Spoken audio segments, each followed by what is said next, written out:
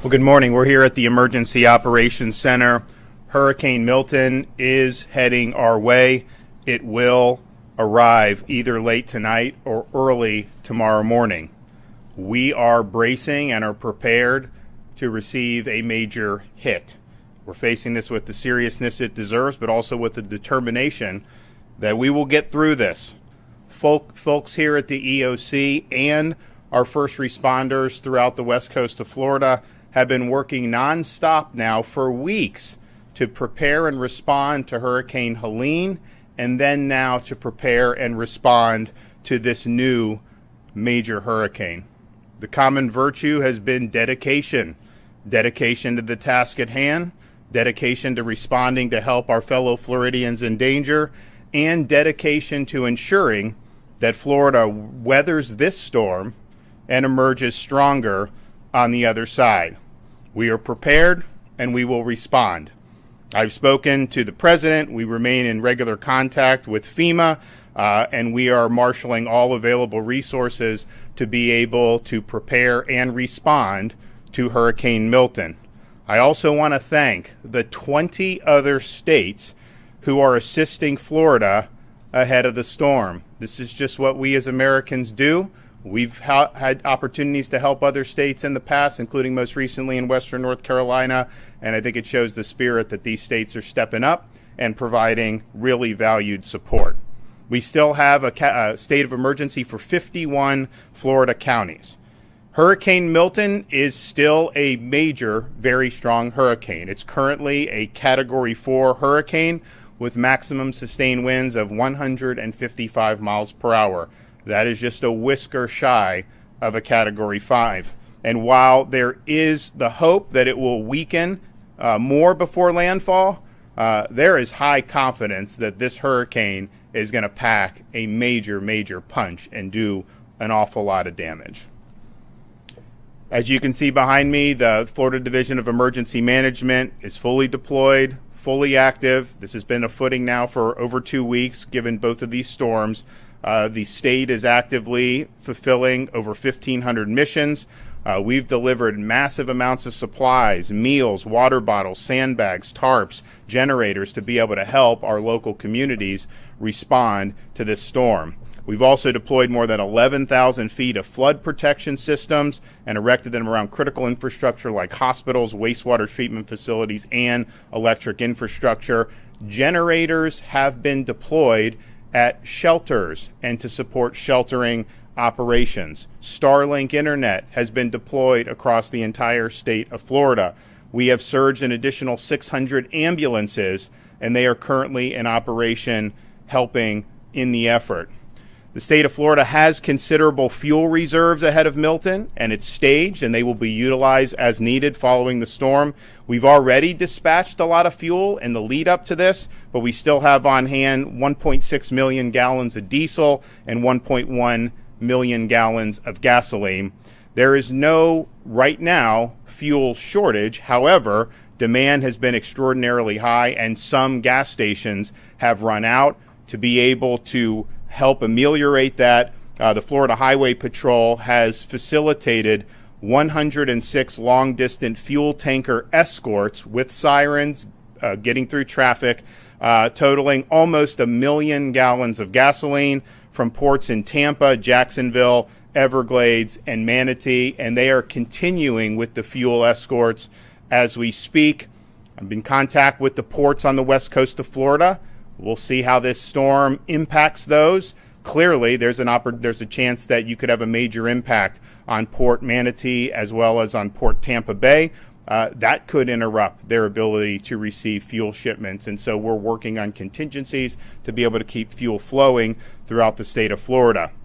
As we saw this new storm develop, it was clear that a lot of the hardest hit areas on the west coast of Florida from Hurricane Helene had not had major, robust debris removal contracts in place or operations in place. Some of these contractors were good. Some of them were not getting the job done. So you had a major hazard on barrier islands in Pinellas, Manatee, and Sarasota County. So this weekend, I authorized mandated 24/7 debris removal. We took all the Florida Department of Transportation and other agency vehicles, brought them from all across the state, and they are engaged in other missions as their normal course of business and dedicated it to debris removal. So in a little over 48 hours, and they were working all through the night in the wee hours of the morning in places like Manatee, Sarasota, and Pinellas. They were able to remove 55,000 cubic yards of debris. So that's over 3,000 truckloads of debris. And it's our estimation that on those barrier islands, they were able to make a dent in the debris and reduce it by about 50% just from what Jared Perdue and the other agencies were able to get done. So I want to thank everybody that's been involved in that. It did not stop since this weekend. We're now in a position where it's likely the conditions are going to deteriorate, and so we're going to have to wind that down. But they were able to remove 55,000 cubic yards of debris. So that's over 3,000 truckloads of debris, and it's our estimation that on those barrier islands, they were able to make a dent in the debris and reduce it by about 50% just from what Jared Perdue and the other agencies were able to get done. So I want to thank everybody that's been involved in that. It did not stop since this weekend. We're now in a position where it's likely the conditions are going to deteriorate, and so we're going to have to wind that down. But they did make a difference, and there will be less damage from this storm as a result of getting that debris out than there otherwise would have been. The Florida Department of Transportation is staging the following assets ahead of the storm: 156 bridge inspectors, 328 cut and toss personnel, and over 1,500 pieces of heavy equipment. Florida National Guard, Florida State Guard, Florida Fish and Wildlife, and the Florida Highway Patrol have activated additional personnel in advance of this storm. We have hundreds of state search and rescue personnel on hand, 26 total teams. They are currently embedded in the potential impact sites along the West Coast to begin immediate rescue operations as soon as the storm passes. The National Guard is deploying 6,000 Florida National Guardsmen as well as 3,000 National Guardsmen from other states, and so we thank for the support on that. We have 34 search and rescue areas that have been brought in from other states. We have 500 tactical vehicles, including 180 high water vehicles, aerial, water, and ground National Guard search and rescue teams. This is the largest Florida National Guard search and rescue mobilization in the entire history of the state of Florida.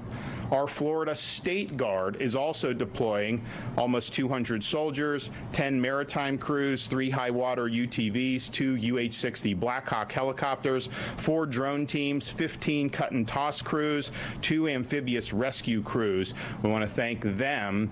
I mean, this was just a dream a couple years ago that they would be involved, and there was a lot of unfair criticism when we stood it up, but they have made a huge difference in this hurricane season. They're going to continue to do it here. We have also worked with the utilities to have the largest staging of utility workers and linemen in advance of the storm any time in American history. We will have in Florida, by the time the storm arises, over 50,000 linemen, and those linemen are being brought in from places as far away as California. So as soon as that storm passes, you're going to see the assessments and the power restoration efforts commence immediately. Additionally, the state of Florida has assisted with the evacuation of 352 healthcare facilities in the potential path of the storm. 16 hospitals have been evacuated. The state veteran nursing homes are currently located that are in the cone, are all accepting families of their residents to shelter with them. All of those are hurricane proof. All of them are outside of flood zones. So if you do have a family member that's in one of our state nursing homes, you can go and you can shelter with them. That's a safe option, and I know the veterans would appreciate it. The Florida Department of Law Enforcement is directing deployment of additional 500 out-of-state. Hey there, just wanted to show you this real quick. It's very rare that we capture a tornado live on camera. This is in Broward County. It's a tornado that just crossed over I-75 Alligator Alley in the Glades, just west of where everybody lives. Once you get out here into the open glades, it's heading north toward Palm Beach County. Thankfully, right now over open Everglade areas, and so it's a very low population center. But the tornado you're seeing there on the right-hand part of your screen is in real time. time. It's being captured by one of our Florida DOT cams, and it's a very rare view of a live tornado captured on cam. And this just, again, crossed over I-75 right over here, and it's heading toward the right. I'll let you know if we can capture on other cameras if it continues to stay live. This is all from Hurricane Milton, and it's all very typical that we see action like this as we hear. I'll go to the next slide here. It's very typical that we see action like this as far as these isolated storms go, producing tornadoes. And this is a tornado threat we're going to see here a little bit later today in our region.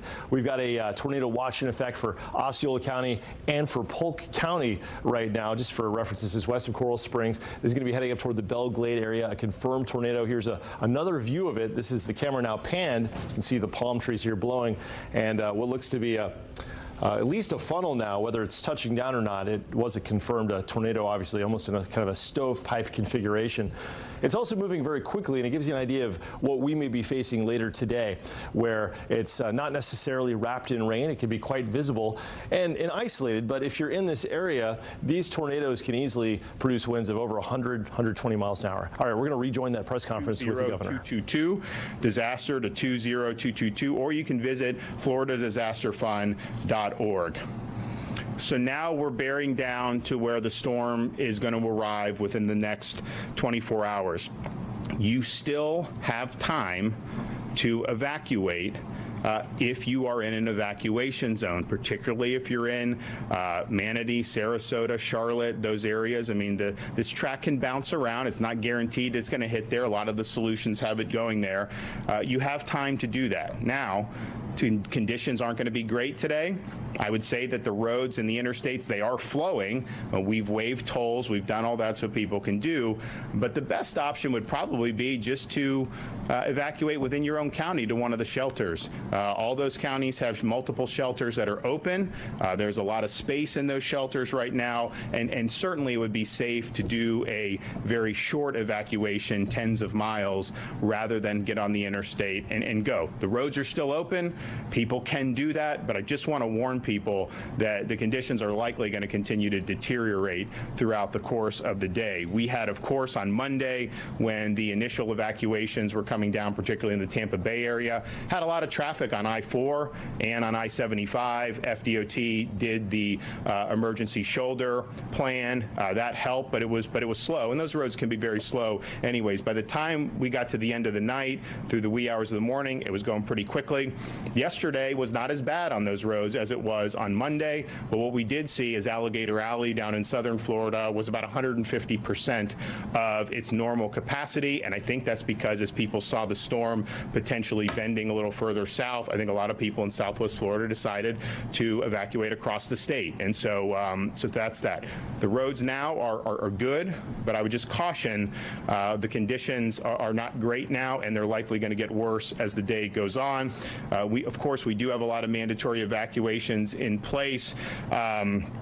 If you want to get a hotel, you can go to visitflorida.com/Priceline, Expedia.com/Florida. That is the emergency accommodation module that is there. I'm not sure what availability there's going to be in a lot of these places at this point, but if that's something that you're interested in, you can try that. Of course, we've worked with the Florida Restaurant and Lodging Association for distress rates for hotels, as well as waiving pet fees, and I know a lot of the hotels in the state of Florida have responded very positively for that, so I just want to thank them for doing that. We've also partnered with Uber for Hurricane Milton to provide free rides to and from shelters and counties with active evacuation orders. So if you want to utilize that, you go to when you do the ride, you do the promo code Milton Relief, just one word, Milton Relief. OnStar has activated crisis mode, which provides free vehicle data for Chevy, Buick, GMC, and Cadillac owners. Schools, most of the school districts in the state are closed today. Obviously, if you get out of the path in like the Panhandle, not as much, but in that Florida Peninsula, virtually all school districts are closed. All Florida counties and Miccosukee and Seminole tribes are assisting the state with storm response, and I want to thank all those for their great work. We have 149 general population shelters that are open throughout the state. The current total shelter population is just 31,000 1,000 individuals.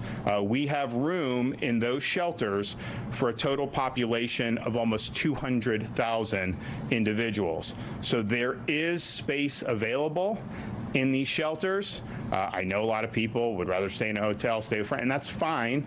But especially now as the storm's getting closer, you may be able to get in your car and drive 10 miles, get to a shelter, ride the storm out, and then be able to go as you see fit, and hopefully you'll be able to get back to your place very quickly.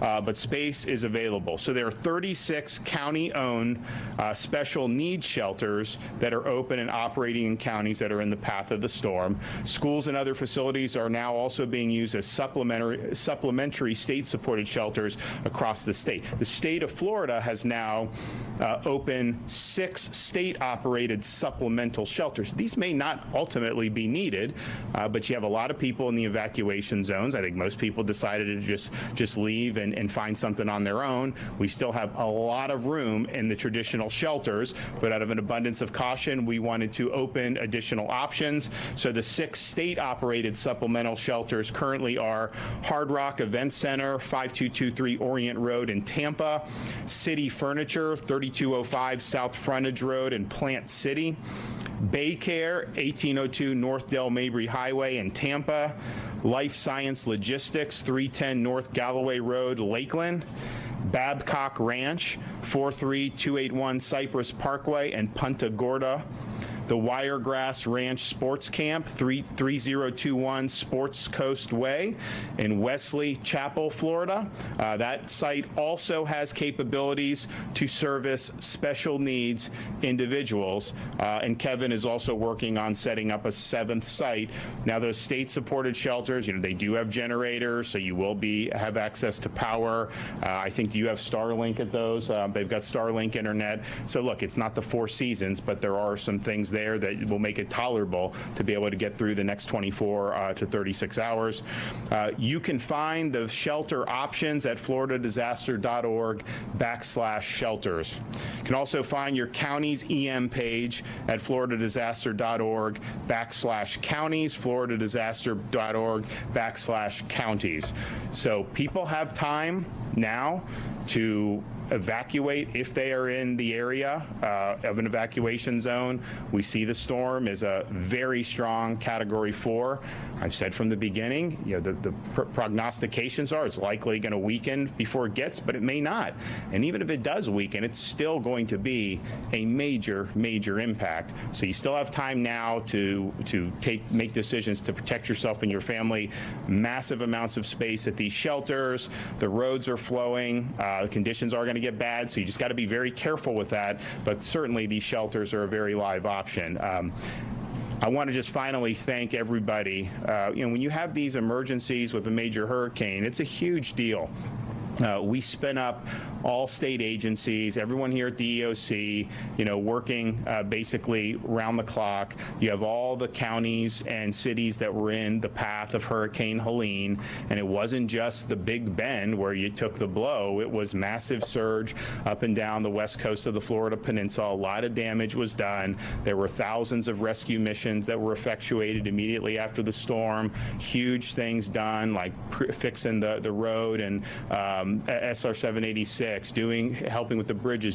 There was so much that was done in the immediate aftermath and is still being done in that. Then you have another storm that developed, and immediately you're back on that posture, round the clock, no time to rest, no time to sleep for a lot of these folks, and it's not easy. And so I just want to say, on behalf of the state of Florida, thank you for discharging your duties. Thank you for accepting this mission. It's not going to be easy, but there's no better group of people that I would want responding to this than the folks that we have doing it throughout this state. Whether you're talking about the counties down on the Gulf Coast of Florida, whether you're talking about the people that we have here assembled in Tallahassee, these folks have proven themselves. They're working hard, and we will get the job done. Okay, Kevin Guthrie. Thank you, Governor. I want to reiterate that we will get the job done. Absolutely. The men and women behind me are the best in the country, and they lead the industry in what it is that we do. The men that are standing behind me and the men and women that are state agency heads, everybody has checked their ego at the door, and all it is about teamwork right now. We're going to get that done. We're less than 24 hours from landfall, and the governor has been working tirelessly alongside all of us to ensure that we have all the resources needed ahead of landfall. Today, we continue to move thousands of resources to staging areas across the state. We want to ensure we have the right resources to move into the right places at the right time. Life-threatening storm surge is expected along Florida's west coast. Counties from Levy to Collier have ordered mandatory evacuations, and I urge you to heed those warnings if you're in one of those zones. You might not want to evacuate, but there are free shelters in your area. If you live in a mobile or manufactured home and you're in this impact area, please go to a local shelter. If you rely on power for medical devices or other things, please go to a local shelter. You live in a home that can't withstand the hurricane force winds, again, please go to a local shelter. We have enormous capacity. We're about 31,000 sheltered last night. We have the ability to do well over 200,000 in the impact area. If you're making a decision, you say, oh, it's too late, there's not enough room for me, there is room. Please come. Your home and belongings can be replaced, but you cannot. You can find a list of all shelters, including our state-run shelters that the governor just mentioned, by visiting floridadisaster.org/shelters. We also have options to assist residents with evacuating. We still are running our shuttle service. You could also go to floridadisaster.org for updates on that 1-800 number. That number is 1-800-729-3413. Again, that's 1-800-729-3413. We've also partnered with Uber, and you can call them and put in the discount code of Milton Relief. That's Milton Relief, and that'll be a free ride to the shelter. If you don't live in an evacuation zone and decide to shelter in place, make sure you have enough supplies to weather the storm and after the storm conditions cease. We recommend you have 7 days of supplies on hand. Power outages are expected with this storm. Charge your electronic devices now before the power starts to go out. If anybody's looked at a radar in the last 8 hours, you see a lot of rain heading into the impact area. You see tornado warnings. I think as of our 7:15 briefing with my executive staff, we had 7 tornado warnings, and as we were walking in here, I saw 2 more. So there's been roughly 10 tornado warnings. Power will start going out, so you need to make sure your electronic devices are charged now. If you can get outside and it's safe to do so, make sure you're bringing out all that furniture, potted plants, decorations. If you can pick it up, put it up. The strong winds can obviously pick that stuff up and deposit it much somewhere else. During the storm, we want to start messaging this. We do it every single time, but again, if you've decided to shelter in place and during the storm you hear this tree snapping, maybe the power popping, that can mean that there is flying debris, and you should seek shelter immediately inside your home. Treat it as if it's a tornado. Get into the innermost portion of your home. If you have some type of lightweight mattress, pull it over the top of you. Protect yourself from falling debris. Treat it as just as if it's a tornado. If you find yourself, all of a sudden, it is absolute calm. You've gone from snapping trees and power lines and the sound of destruction to absolute nothing, like it's a clear day in the middle of the summer. You're in the eye wall of the hurricane, and you need to stay in place. Do not go outside. Do not look around. This eye wall has been moving anywhere from about 4 nautical miles to upwards of 12 to 16 nautical miles. If it reforms the eye wall and starts to collapse again, you may have only minutes in a situation that could be life-threatening. So please make sure you do not go outside if that happens. For more updates in your area, remember to follow your local county emergency management agency's instructions. The agency also has activated the State Assistance Information Line to provide information to Floridians to receive up-to-date information from us. Residents and visitors can call this toll-free hotline at 1-800-342-3557, 1-800-342-3557. Before I close, in anticipation of some of your questions, you may ask, what are the things that we're going to be doing over the next 12 to 24 hours while landfall is happening?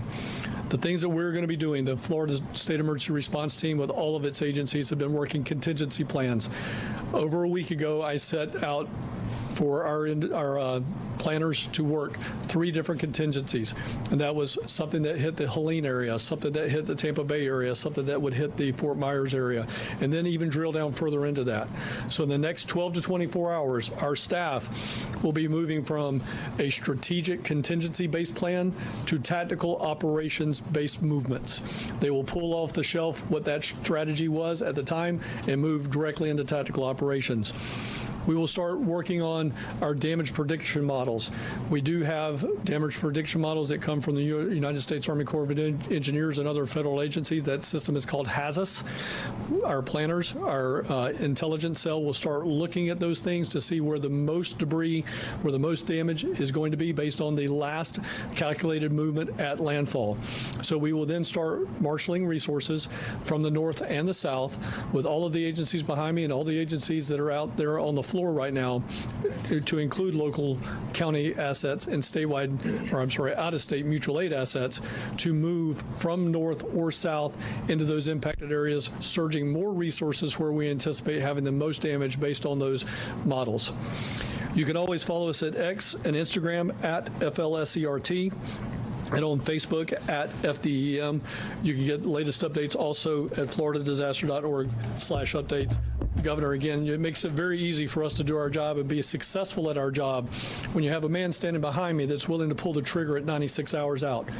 All of us can be very successful. And I think this is one thing I just want to point out, because the governor's not going to toot his own horn on this, but I will. General Haas not only is a good friend, but he's one of the best in the business at doing what he's doing. But he can only move as fast as he can call up his soldiers. That takes 72 hours to do that. When the governor gives us 96, the last 3 storms we have marshaled the full depth and breadth of the Florida National Guard before landfall. And that never happened before this governor took office. Governor, thank you. Jared? Yep, thank you, Governor, for your leadership, and good morning. I want to reemphasize at FDOT, we are committed, we are determined, and we are resolute, and we are ready to respond to this storm. We took the governor's direction very seriously with the debris mission. Remove as much debris as humanly possible in the barrier islands before Hurricane Milton makes landfall. We mobilized every available state asset along with some of our contractors and have been working around the clock. I want to say thank you to our dedicated FDOT team members down in the Tampa and Southwest Florida regions. They have been working around the clock. I also want to say thank you to the men and women of the Florida National Guard, the Florida State Guard, the Florida Highway Patrol, the Southwest Florida Water Management District, and the Florida Department of Agriculture. They all joined forces together to move debris, and we worked into the wee hours of the night last night. We had huge platoons of dump trucks being escorted by Florida Highway Patrol in very severe weather to get debris off of those barrier islands. What we were able to accomplish is truly remarkable, and you heard the governor. We moved nearly 55,000 cubic yards of debris and made a huge dent on those barrier islands, which is going to have a tremendous impact on safety as Hurricane Milton makes landfall. So I want to say thank you to the governor for bringing the vision and the direction to do something of such a great feat. With evacuations, we did notice very heavy traffic on I-75 and I-4 going north to Orlando and up to I-10 over the last few days. We did use emergency shoulder use. It did help to resolve that traffic, and we have continued to have both the Florida Highway Patrol and our Road Ranger Service Patrol circulating those corridors to offer motorist aid. We did see very heavy congestion on Alligator Alley yesterday. We also implemented emergency shoulder use there. Traffic began to resolve around 11 p.m. last night, and we were glad that people chose to leave, seeing where they lived, and were evacuating to get to safety. We will be deactivating emergency shoulder use at noon today. We have to begin to demobilize the signs and the people because conditions will begin deteriorating very quickly. We are monitoring all of our coastal bridges and causeways and low-lying roads in Southwest Florida and in the Tampa region. Conditions are going to deteriorate quickly. We expect bridges and causeways to begin closing early to mid-afternoon today. This is very important. You heard the governor. The window of time is closing to get to safety in a shelter. When winds get high and water gets high and begins to make those bridges and roads unsafe, we do work with the Florida Highway Patrol. We have to close those. Bridges like the Skyway or the Courtney Campbell Causeway, et cetera, in Tampa region, we do expect those to start closing early to mid-afternoon. That's something you need to keep in mind if you still have to evacuate. As you heard from the governor, we've pre-staged our assets, our bridge inspectors, our team members, our heavy equipment. We do plan to have all of our resources and heavy equipment and contractors staged north and south of the cone. We will be pushing in with full force behind Hurricane Milton as it makes landfall to clear roads, inspect bridges, assess damage, and begin repairs as quickly as we possibly can. Every minute that a road or a bridge is down after a storm comes through can hinder the life safety mission. We take it very seriously. Any damage that we see and find, we will work as quickly and as efficiently as we can to begin those repairs immediately. The seaports on the West Coast, we've been in very close coordination with them. Port Tampa Bay, Port Manatee, both are important for fuel. If the storm surge, is consistent with what's predicted, there could be significant issues with both of those two seaports. So we've been coordinating very closely with Division of Emergency Management and looking at making sure we still have fuel moving throughout the state. I want to remind everybody, FL511.com is the place to get traffic information. We have 10 traffic management centers across the entire state. They work 24/7. They will be working throughout the storm. We will be updating FL511.com live throughout this event. The storm surge expected from this hurricane can cause damage to road and bridge infrastructure. This is why our crews are some of the first boots on the ground to assess and inspect. One thing important to remember, there can be damaged facilities. There is going to be high water. Please do not get out and drive around until we have had the opportunity to inspect bridges and roads. Even after the storm passes through, there will be roads underwater. Please do not drive through water. It's inevitable. Every storm season, people choose to drive through water. You have no idea what's going on underneath that water. It can be very dangerous. Please give us time to do our job. Make sure roads are safe before you start driving around. Again, FL511.com, and thank you, Governor, for your leadership. Mark? Yes, sir. Good morning. Under Governor DeSantis' leadership, Florida is a law and order state. And FDLE will work with our partners at all times to ensure that it stays that way. As a commissioner, I've been in contact with the Florida sheriffs in the impacted areas, everything from Jefferson County all the way down to Key West, to ensure that their needs are met and supported. We've also worked hand in hand with the Florida Police Chiefs Association and the Florida Sheriff's Association to ensure if they have any pre-storm needs or even post-storm recovery efforts that we're there for them. I can safely say that the Florida Police Chiefs Association already has the South Florida Police officers come together for about 80 members that are going to be poised ready to come in to the impact area to support as needed. The Florida Sheriff's Association has strike teams available and ready to move in as needed to support. Now, FDLE is directing the deployment of additional 500 officers that are coming in from out of state. We already have 150 that has been notified and alerted and en route to the area. So tomorrow, after the storm passes, you may see law enforcement entities from other agencies from out of state that will be coming in to support, whether they be as special deputies under the sheriff or state officers that will support local law enforcement or state efforts. If you see them, they are going to be law enforcement authority and have powers as such. So I just want to make sure our people understand that. Florida will not stand for looting. Will not stand for it. We will come after you. And we're not going to stop if anyone takes advantage of any of our citizens or visitors in this time of need. So pay attention to that. If you have anybody or anything that you may see that's going wrong, contact your local law enforcement. We're there to support them, and we will be there on top to take care of that. Now, FDLE special agents and law enforcement analysts have been steadfast all the way through Hurricane Helena, and also will continue on past Hurricane Milton to give you that great support. Our mutual aid team at FDLE has already been managing numerous law enforcement missions, and such as identifying post-storm response squads, establishing base camps for first responders, and conducting security missions. Now, in addition, FDLE has nearly 200 analysts that are on standby for reunification efforts for Florida, law enforcement officers and offices for sheriffs and police departments to help you if you're missing your loved ones. We're here to help and try to find them. FDLE Sworn Training Unit CUT team is standing ready to go out and support any first responder that may have damage to their house, so that way these teams come in and get them back ready, and so that way they can go out and support their community so they're not worried about stuff that's happening at their house. Now, FDLE law enforcement strike teams are coming from Pensacola and Miami into the area. These strike teams will be able to do everything from violent crime investigations to patrol operation and security details. FDLE special agents are activated, all of them are activated to deploy in the impact area as needed. Now, in any type of event, comms is one of the biggest issues. And FDLE Communications Strike Team is already at the ready, working with ESF2 here at the Florida State EOC to ensure that agencies that lose their 911 communication, internet or radio communications, we're there to help them and get them back up and operational as fast as possible. In addition, our FDLE aviation assets are also pre-positioned to conduct overwatch missions for patrol officers and sheriff's offices and departments as needed on request. And I'll echo what Kevin said. Because of Governor DeSantis, we are ready. And thank you again, sir, for your support, and Florida could not be in better hands.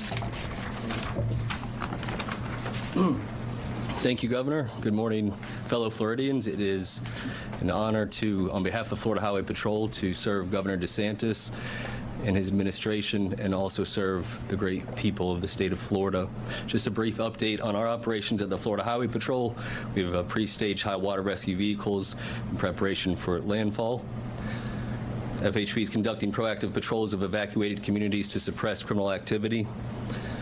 As the governor spoke about, we have been laser focused on ensuring that our roadways are open so that we can conduct escorts of fuel trucks to gas stations that are in need of fuel, as we are still doing those missions in this moment. But as the ports on the land side close down for the hurricane, we are still engaged in transports of ambulances, ambulance companies, first responders, and other elements that need to be where they need to be at a certain time before landfall is made by the hurricane.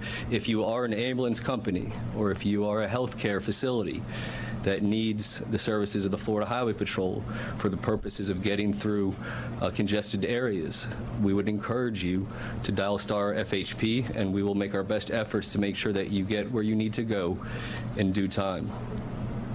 We are currently also supporting the Department of Juvenile Justice by evacuating juveniles in secure residence facilities. And we are helping to relocate military families from the affected areas. We continue to provide law enforcement services in conjunction with our partners at FDLE to areas in the state that were affected by Hurricane Helene, specifically Keaton Beach, Steinhatchee, and Deacle Beach. As of today, all FHP troops and all 2,000 state troopers are activated on an Alpha Bravo shift, and that includes an additional 300 auxiliary state troopers. We are all in full force, 24/7. From here on out. Now, I want to talk briefly about after the storm passes and makes landfall, and then we come in behind, you're going to see a lot of first responder personnel. You're going to see law enforcement. You're going to see the National Guard. You're going to see the State Guard, out-of-state law enforcement officers. At the direction of Governor DeSantis, we have 500 out-of-state law enforcement officers that are going to complement and supplement our response. And we appreciate FDLE's leadership on that. You're going to see DOT personnel. As far as law enforcement goes, obviously we're going to be focused on search and rescue initially. We're going to be focused on getting roadways back open so that we can amplify our search and rescue efforts. But if you are in need and there's no electricity, for example, or your phone doesn't work, feel free to interact one-on-one with law enforcement officers. We are here to help you in that moment of need. The governor talked a little bit yesterday about in the state of Florida, law and order state, Second Amendment state, you don't know what's behind that door. And I'm speaking directly to the criminal element that intend to take advantage of Floridians. The governor is right. You don't know who's behind that door, and they're probably armed. But if you find yourself in a situation where there is nobody in that home and you intend to burglarize it and take advantage of Floridians, there's going to be consequences. And I'll start with, first of all, you're going to have the Florida Highway Patrol, 2,000 state troopers. You're going to have FDLE. You're going to have out-of-county sheriffs. And now we're going to have out-of-state troopers. There's going to be a swarm of law enforcement officers. And I can tell you, on behalf of the Florida Highway Patrol, if we catch you and you try to escape, we're going to chase you. We're going to use intentional contact to stop the pursuit. We're not going to allow you to injure or kill Floridians because of your criminal activity. We're going to hold you accountable and get you in custody. FWC will be deployed. They will catch you in the water. We'll catch you on land. You have the National Guard and the State Guard. They'll catch you in the air. There's no escape from the resources of the state of Florida. The governor has announced in prior months, and we have celebrated a 50-year crime low in the state of Florida. I can promise you, after this storm, there's going to be a new record set, because the state of Florida is not going to give you an opportunity to take advantage of Floridians. And then my final comment would be that we at the Florida Highway Patrol, and I know I speak for all the professionals that are standing behind me and the governor as well, is that we are cognizant of the weight of this moment for the state of Florida. We are cognizant of the weight of your safety and your concern as Floridians, and we are cognizant of our duty as representatives of the government and as law enforcement officers and first responders, and we intend to meet this moment and we intend to honor our duty. And so it is an honor to be a part of this team, to serve the state that I love, to serve the best governor in the state of Florida, and ultimately the people of Florida. Thank you, Governor.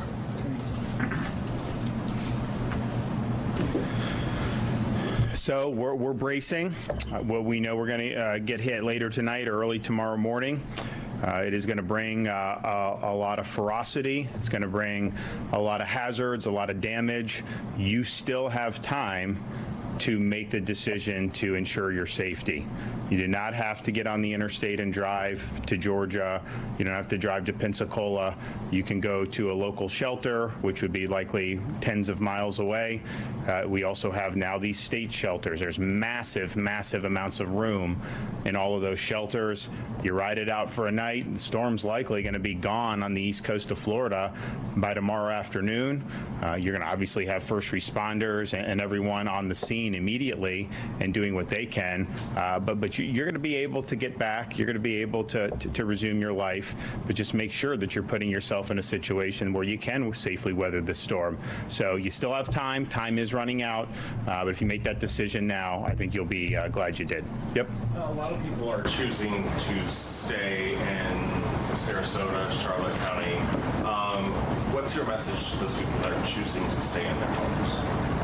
Well, if you're not in an evacuation zone, I would imagine, because there's a lot of population in some of those areas, like Kevin said, if you're going to hunker down like that, you're basically going to be, if you're not in a flood, you're basically going to be concerned about the wind.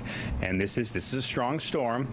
So if you start to hear popping, if you start to hear trees snapping, you got to treat that like a tornado, and you got to hunker down because you're going to have debris, you're going to have trees, you're going to have things that could potentially fly around and cause a threat to your life. Now, if you are in an evacuation zone and you're in places like Sarasota or Charlotte, just know that if you get 10 feet of storm surge, you can't just hunker down with that. That is ultimately the surge. Mother Nature is going to win that fight. So I think it's hazardous to be staying, particularly on those barrier islands in Sarasota County, particularly on the barrier islands and other parts of coastal Charlotte County. And so if you're in an evacuation zone, you can just get up, go to one of the many shelters that are available. Maybe you have friends and family close by. Maybe you want to get on the interstate. I would say that's going to be a little dicey, but some people will want to do that. So you still have time to do it. And we don't know, look, this track of this storm, where it hits, and is it landfall going to be at Sarasota? Is it going to be further north, further south? just understand, if you're on the southern part of this storm, you are going to get storm surge. So maybe it doesn't hit Charlotte County, maybe it hits Sarasota. Man, you're going to get a lot of storm surge further down south. That's just the reality. I mean, it's churning massive amounts of water, and that water is going to come out. There may be parts where it sucks it out, depending on how the storm goes in northern side of the storm. That's possible. But man, if you're anywhere in the eye or south, for sure, you are going to get major storm surge. Any estimate on how many people have actually heeded the evacuation call?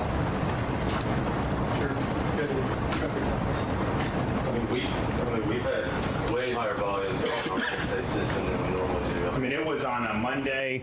I think I-75 was, 150% of what it really was, what it normally is. And that's not the best road anyways. I mean, you start getting close to Ocala, some of these places. I mean, you could just have standstill traffic there. I-4, same thing. Much more than we normally have. But I think anyone that's driven in Central Florida knows you get on I-4 near like Champions Gate in some of these places. That's part of the reason why we're doing Moving Florida Forward, doing all that. And like it needs to get done, and we're accelerating that. But there's bad traffic anyways. But there was a lot of people on the road. And then I think yesterday to see Alligator Alley at 150% of its normal, that's telling you that there are a lot of people that have done that. And we've stressing the availability of local shelters. Anytime you evacuate, there's going to be a certain amount of hazard for that because there's a lot of people on the road, especially if conditions start to get bad. The safest thing is, drive that 10 miles, 15 miles, wherever, go to the shelter. But you don't have to do that. A lot of people haven't done that. I'm a little surprised that the number of the shelters. I thought it'd be a little bit higher, but I also think, if the storm wasn't going to hit till Wednesday night or Thursday morning, a lot of people wouldn't want to stay in a shelter Monday or Tuesday night. So I do think you're going to see the shelters. I think that number is going to go up today throughout all those counties that are in the eye of the storm. And of course, we have the state shelters. That's up on the DEM website where you can see all those. Those are going to be, it's like big. Those are all thousands of people can fit in each one of those. And we thank, we've had businesses that have leased it out. I know we did Hard Rock. We've done a bunch of stuff. You're going to have internet. You're going to have a generator. There's going to be power. Again, it's not going to be the Four Seasons, but it is going to be something that's going to be tolerable for a night. And so if you're in a situation where you're just hoping that you don't get hit with massive storm surge, those are going to be really, really good options for you to do. Obviously, the storm is very dangerous, and you've been pushing for evacuations and whatnot. There's also misinformation out there that I believe that I think even a member of your team has tried to dispel online. I know the FEMA administrator brought up other reports of misinformation. I just want to know your thoughts on it. What specific misinformation are you talking? There was one. There was one tweet that was telling people not to evacuate because there was some collusion between FEMA and a security team that wouldn't let people back into their homes. That was obviously. Guys, listen. I think most people are wise to this. We live in an era where if you put out crap online, you can get a lot of people to share it and you can monetize that. That's just the way it is. But if you're hearing something that's just outrageous, just know, in the state of Florida, none of that stuff would ever fly. So you don't have to worry about that. FEMA is not leading this show. We are leading this show here in the state of Florida. We're marshaling whatever assets are available to us. We're leveraging that. But certainly with people evacuating, in my executive order, I put in on Saturday that the default is you have a right to immediately return to your home following the storm. Now, there may be some circumstances that are not usual, but if a bridge is about to collapse, if there's real massive hazards, if there's active rescues going on, but the default is you get back. You can't just say, oh, we're just going to keep people off for 48 hours because we think it'll be easier to clean up debris. No. This is your private property. This is your home. You have a right to go back. So that's in our executive order. That'll be something that we work towards to make sure that that's the case. It's important that people are able to get back. And I'd also note, we talk about the debris. You had all this debris, right? These contractors, some of them were doing a lousy job, others weren't. And we decided to take it on ourselves to go really surge people and supplement that. But by keeping the landfills open 24/7, there was a lot of private citizens that were going cleaning up debris. bringing them back. And these guys got like Ford F-250s. They're bringing them back to the landfill drop-in. That was a huge help.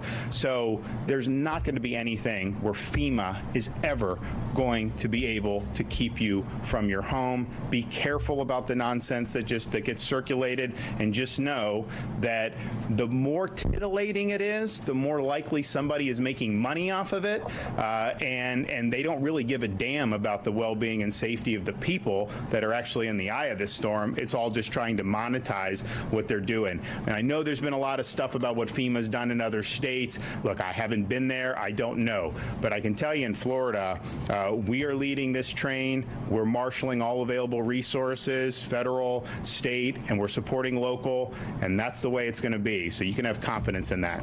Yes, sir. It's coming up on 11 o'clock right now. Roads are passable and encouraging evacuation. Have you guys, based on the size of the storm and the speed it's moving, have you picked a time of when people should not hit the roads and when they should shelter in place? We haven't, because I think it just depends on where you are, what the conditions are. I would say that the conditions are going to get worse throughout the rest of today. So these local shelters are a great option to be able to go and drive a few miles, get into a shelter, and then just ride out the storm is not going to be a problem. I mean, if you leave right now, go to your local shelter, you're fine, right? If you leave right now and you get on the interstate and you want to drive to Pensacola, look, just know that you're going to start to see some hazards. We do have fatalities on the roads with almost every storm. So the risk that you're assuming is a lot higher than if you just go to a local shelter. So I wouldn't want to say there's like a hard and fast time where you just can't. I think now you can go to the local shelter, but I would say even starting now, when you start talking about the interstate, you are going to see conditions deteriorate throughout today. And there is a lot of rain. There's problems in different parts right now. People get it. There's bands and whatnot. And it's not going to be right now hurricane force right now, but still, this is something that could be problematic. And so, I mean, I just think like if you're elderly or something like that, what would be the better option? Like, I would advise probably just going to the shelter right now rather than trying to get on the interstate, and go visit your kids or something. So, but people can make that decision based on what is in front of them at the time. There will come a time probably where, once we start getting the tropical storm force winds, where it is definitely going to be too dangerous. I don't think we're there now, but I think that's rapidly approaching. Regarding the supplemental shelters, basically for people who are displaced after this storm, will they be able to go to these shelters? If they go to their house and it's destroyed, will they? I think let Kevin talk. I think these shelters are to ride out the storm. We've worked with counties with Helene on sheltering availability for post-storm. I don't know that these are necessarily the same things on that, but we have had that mission. Do you want to address? Yes, sir. Thank you, sir. What I'll say to that is, again, to the governor's point, these private sector locations are what we would refer to as shelters of last resort. Again, they're not the Four Seasons. They're cots in a warehouse in some cases. Our biggest facility is a warehouse that's right next to our new facility in Auburndale. But what we will do, because this is a point of emphasis for the governor, he's given me this direction, hear it loud and clear. When this storm is over, we need to get kids back at school. We need to get community and life back up and running, and we're going to be committed to doing that. My goal that I charge the team out there on the floor with is, let's get kids back in school in 3 to 5 school days after landfall. We're going to do that. To be successful at that, we're going to have people that are going to be in long-term sheltering. So we were going to have to open up other big box stores. Now, what we will do there is, where we're in warehouses right now along the interstate corridors, we will start looking for maybe those mall big box stores, something that may have even been right on the edge of an evacuation zone or a flood zone. For example, there's a really good place, Gulf Square Mall in Pasco County, Hudson. That is in an evacuation zone. That is in a flood zone. We would never go there to put people in harm's way. But after the fact, that might be a very good place to go and open a recovery shelter while we get kids back at school. Thank you.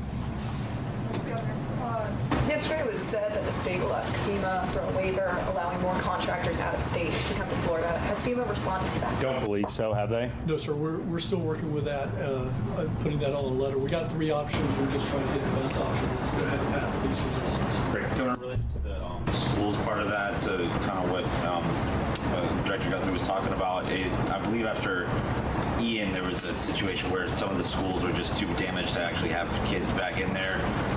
Is that something you just have to wait and see where the storm hits? And yeah, I mean, that'll be that. We'll assess that at the time. I know, like on Sanibel, for example, those kids went to different school at that point across the bridge. I mean, it's a lot easier when we fixed the Sanibel Causeway, so they were able to do that. That may happen here. We'll see. And but that'll likely be driven by the school districts make a decision, and then we'll be able to offer probably some support for that through our Department of Education. But these are things that are live possibilities. A storm of this magnitude. I mean, you are going to have some of these the schools that could be damaged. Now, I would say most of the schools that are not like on barrier islands, these are good structures mostly, and that's why we use them for shelters. So I would imagine you'll see some damage inland, but probably not to the extent that we saw on the barrier islands after Ian. On these barrier islands, the schools they're kind of in the similar spot. It's a big storm, and you could have some damage, and it may not be as simple as just being able to get people back in after 3 days. Okay. Regarding basically the people who are staying behind, and the police are going door to door in some places, are you guys being told who these people are and their locations, and are you? That's a local thing. I know the sheriffs and the first responders on the county basis, they're doing that. What I've always said is you are being warned on this. You've seen, I mean, just think about Helene on these Gulf Coast in central Florida. It was 100 miles away, and you still had feet of storm surge where there were fatalities as a result of it.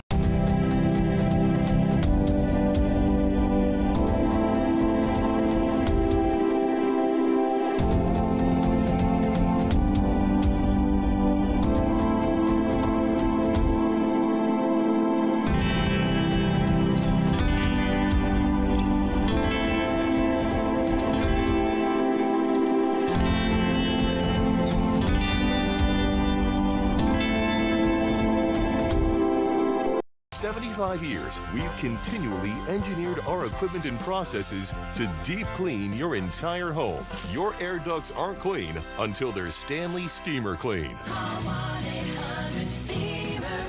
Stanley Steamer gets your home cleaner. Good Day Orlando starts now, tracking the tropics. Right now at 10, Hurricane Milton is bearing down on the state of Florida. The monster storm is almost done crossing over the Gulf of Mexico, and we are getting a clearer picture of where we to expect the impacts. Of course, you can depend on Fox 35. We are going to keep you safe throughout the storm, and we are not going to leave you. Orlando International Airport closed just a couple of hours ago. Evacuation orders are in place for Volusia and Flagler counties. An evacuation order was also sent out from Seminole County not too long ago, and that is for anybody who lives in a mobile home, an RV, or a low-lying area, somewhere that perhaps has flooded in the past. So like hour of this special edition of Good Day Orlando continues. I guess we're going to go ahead and continue now.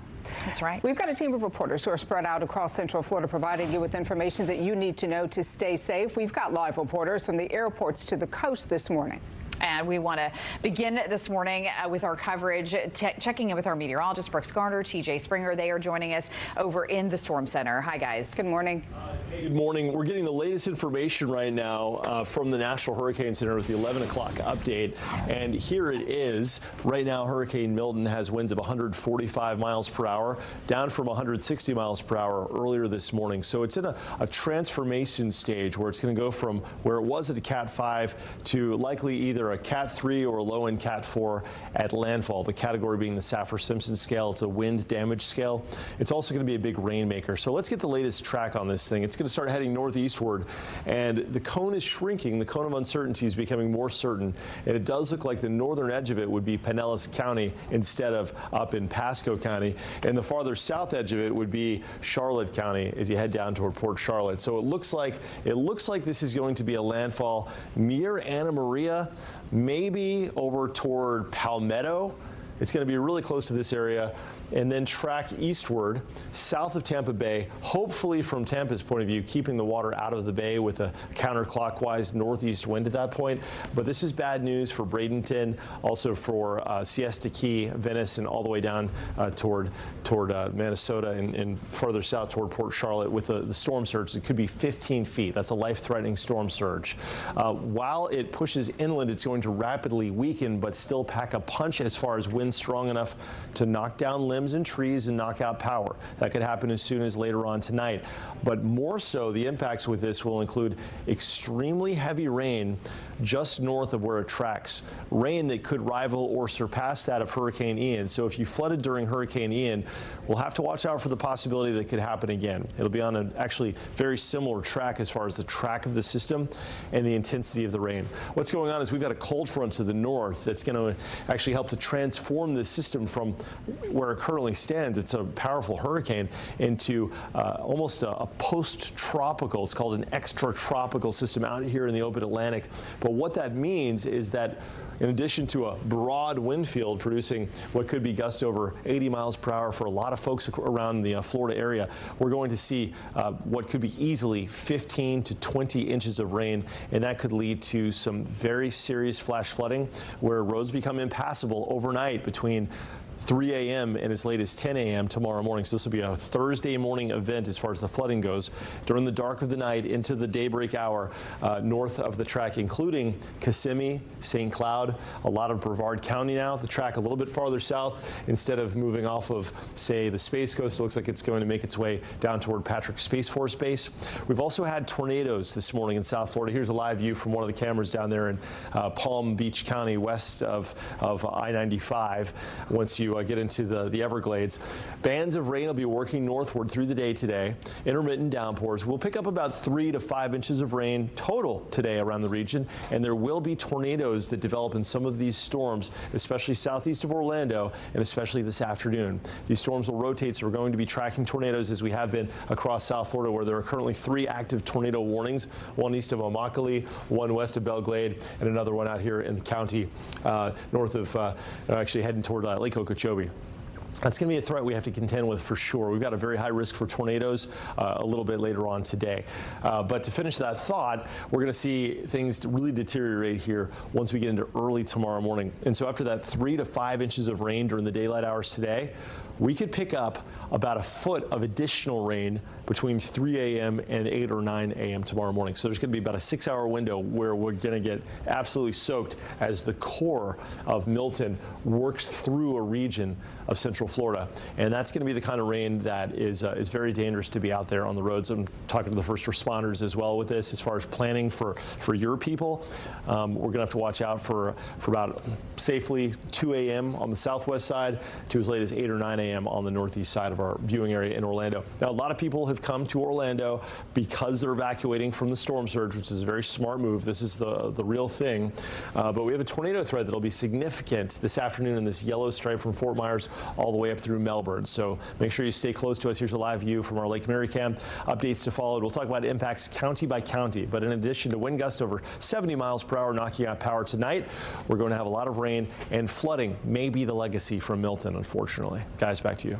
All right, Brooks, thank you so much. Well, you may not even know you have this, but it could be important ahead of Milton. Satellite messaging is part of Apple's recent iOS 18 update. Did you do the update? Well, it allows users who are without data or Wi-Fi to connect to an emergency service provider via satellite. And that means even without cell or wireless service, you can still get in touch with your contacts. And joining us now to talk more about that is Alan Harris. He is the Chief Administrator for Seminole County Office of Emergency Management. Good to see you, Alan. How are you?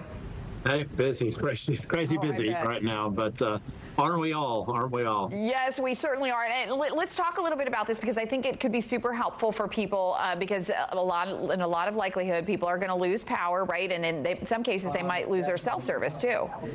Yeah, absolutely. So you can, if you are able to text to 911, that's also a good service. So if you can't make the 911 voice call, you can text to 911. I believe every county in the Central Florida area now has the text to 911. The only difference between a normal call and text to 911 is we don't get your address. So you're going to need to put your address in the text because it won't geospatially identify where you are. The satellite is also a great new feature for those that, like you said, have updated their telephones. It is an option that you have now. So you go into your settings and then click the little, it looks like a little antenna, go to the satellite, try demo, and you can go out. You have to be outside. So it's not obviously good during the storm, but you can connect to satellite and make a call too. I think that's such a wonderful thing to have, and if people don't know about it, certainly go ahead and download that now. In addition to that, Alan, are there any other ways that we can communicate in a disaster like this? Because the likelihood that we may lose Wi-Fi, that of course we will likely lose electricity, is very, very high. Yeah, absolutely. So if you do have someone if you know someone in your community that does have the landline phones, I know a lot of us have gone to just cell phones or other types of systems, but if you have multiple phones, or you know someone that does, if there is an emergency you can't get through on your cell phone, certainly a neighbor or something like that that has a landline, a direct telephone. If you know of someone that is an Aries, RAISY, or amateur radio operator, that's another way that people can communicate. We have amateur radio operators here in the Emergency Operations Center just monitoring those frequencies. So those are a couple different ways that you can get information to us. Alan, just real quick, because there was a little bit of confusion earlier by some people about evacuations in Seminole County. What do you want people in Seminole County to know? Yeah, so we did issue an evacuation order this morning at 8 o'clock, and it is for mobile manufactured homes. That's that wind threat that your meteorologists have been talking about quite a bit. So we are expecting hurricane force gusts, at least, maybe some sustained winds. Basically, the Charlie, or maybe even a little stronger than Charlie, but longer duration than Charlie. Then we also ask folks that are in flood-prone areas, if you flooded during Hurricane Ian or Tropical Storm Faye back in 2008, you may want to think about where you're going to go as rising water for that localized flooding concern is an issue. And then individuals with persons with special needs. And of course, that's because of what we've just been talking about, the power outage. We want to make sure that people that have electronic devices to run medical supplies, things like that, that they can get to a place where they are guaranteed to have that electricity. All right, great advice. And Alan, thank you so much. I actually had a lot of damage during Tropical Storm Faye at our house. So it's crazy, but people think, oh, a tropical storm, but any major rain event will cause issues. So that's great information for people to have. Yeah, you think about North Carolina. You think about North Carolina and Tennessee. That was a tropical storm. Yeah, absolutely. When Helene got up there, look at that. Wow. Yeah. Yeah, so great true. point. Alan Harris, thank you so Alan. much for joining us. All right, right now, Brevard County Sheriff Wayne Ivey giving us a briefing. He is also talking about Milton this morning. Let's go ahead and listen into that. For our barrier islands, so we don't have to do that large-scale evacuation. One of the things our teams work on, and the supporting teams, is always being very strategic in that right resource at the right place. So we didn't issue evacuation orders because the threat isn't there, but what we did do is, again, open shelters for those who are most vulnerable to the threats we're going to see. Again, it doesn't mean if you don't feel safe, if you want to go to a friend's house, a neighbor's house who maybe you think has a stronger home, by all means, go do that. It's a great time to continue to build relationships within your community. But you don't have those options. We have shelters for anyone who needs them. Yeah.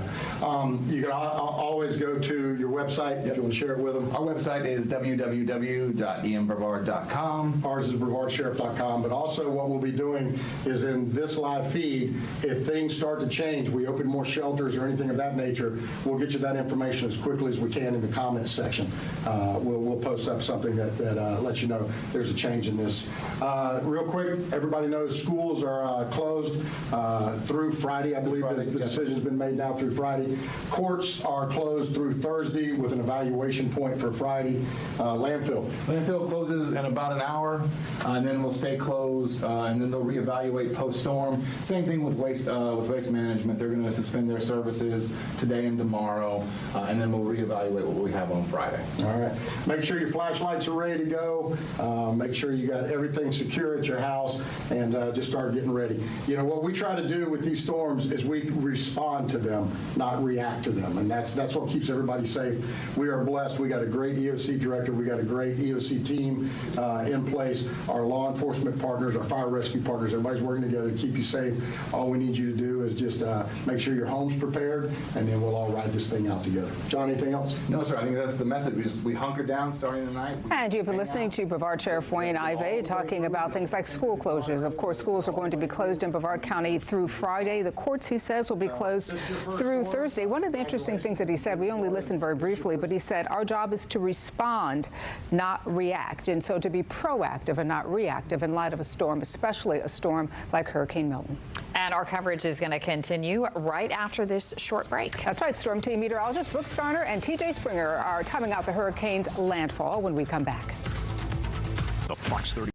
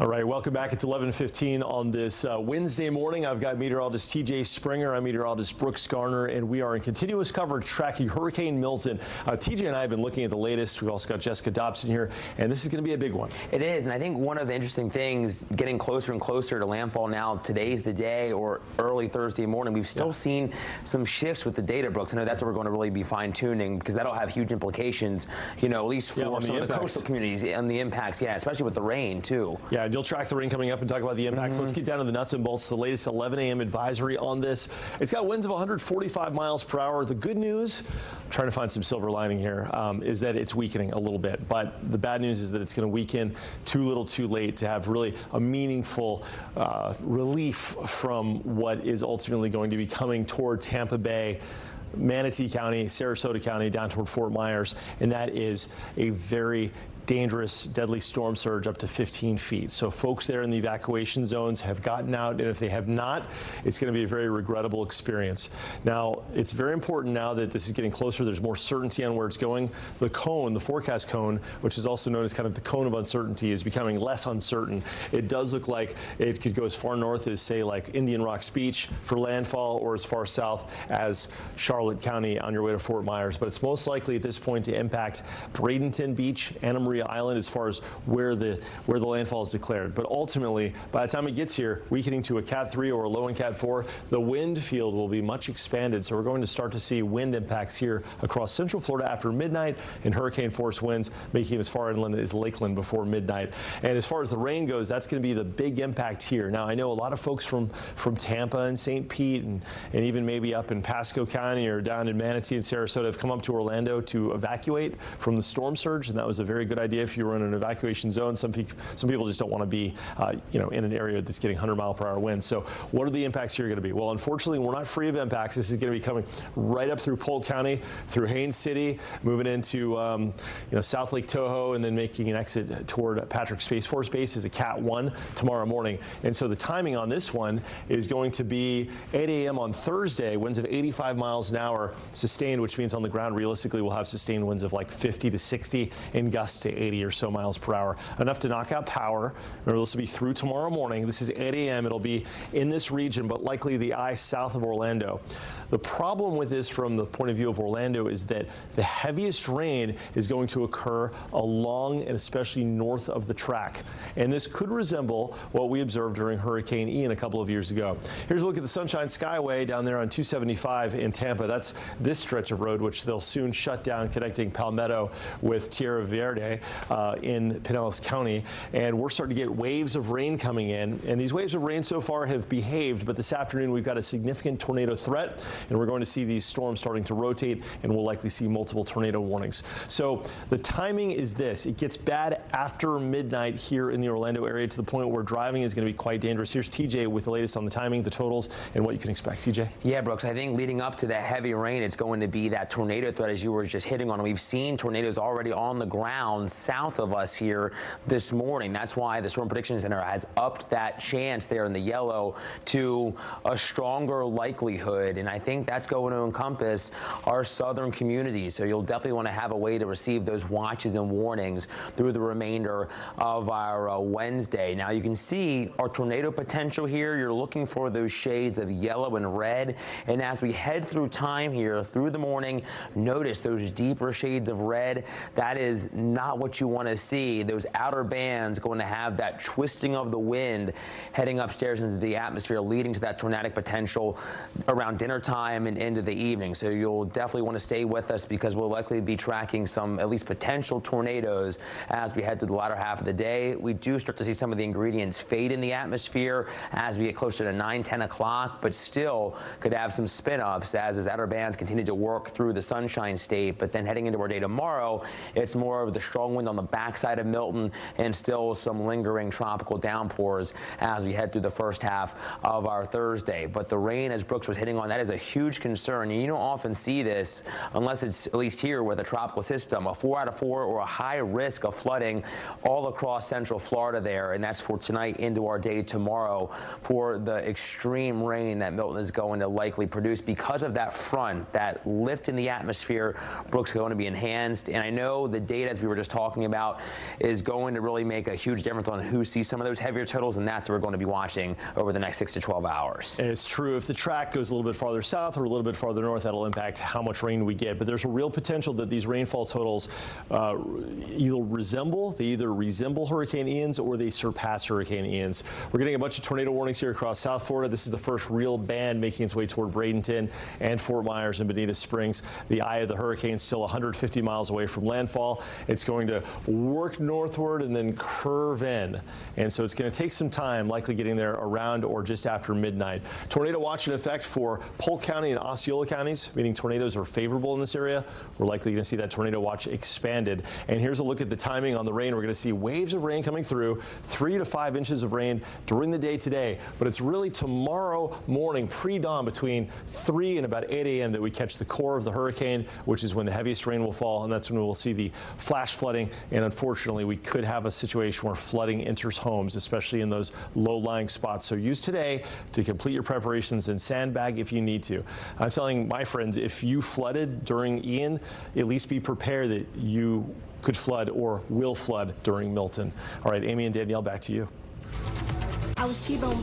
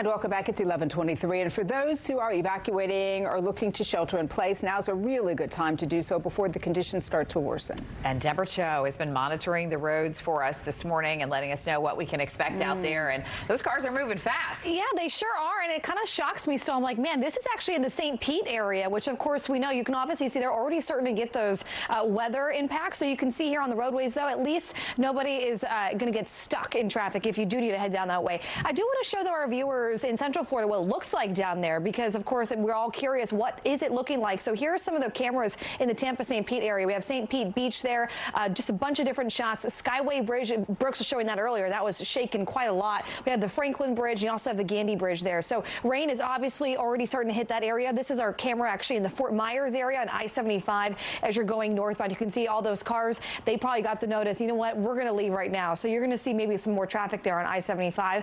But as far as just our central, viewing area, I should say, traffic-wise, you're in the green. Looks like we do have a couple of crashes, though, so just keep those in mind if you are heading out right now. Of course, this is the time to do it, and you need to get to the spots that you need to be at, because, of course, as we continue throughout the day today, traffic conditions are going to get worse, and it's going to be a lot tougher to drive. Flagler Beach right now at I-95 here, where you can see traffic-wise, if you do need to evacuate Flagler Beach, which, of course, we know some areas need to do that. They are under some mandatory evacuations. Traffic-wise, you should be in good shape to do so safely. Of course, if you don't need to go anywhere, stay off the roads today, and I'll send things back to you guys at the desk. All right, good advice, Deb. Thanks so much for that. You can depend on the Fox 35 Storm Team to keep a very close eye on Milton. Download the Fox 35 Storm Team weather app. If you have not done so already, you should do that right now, because that way, if you do end up losing power and you can't watch your TV, for example, you can watch us live on your phone. Stay with us. We'll be right back. I was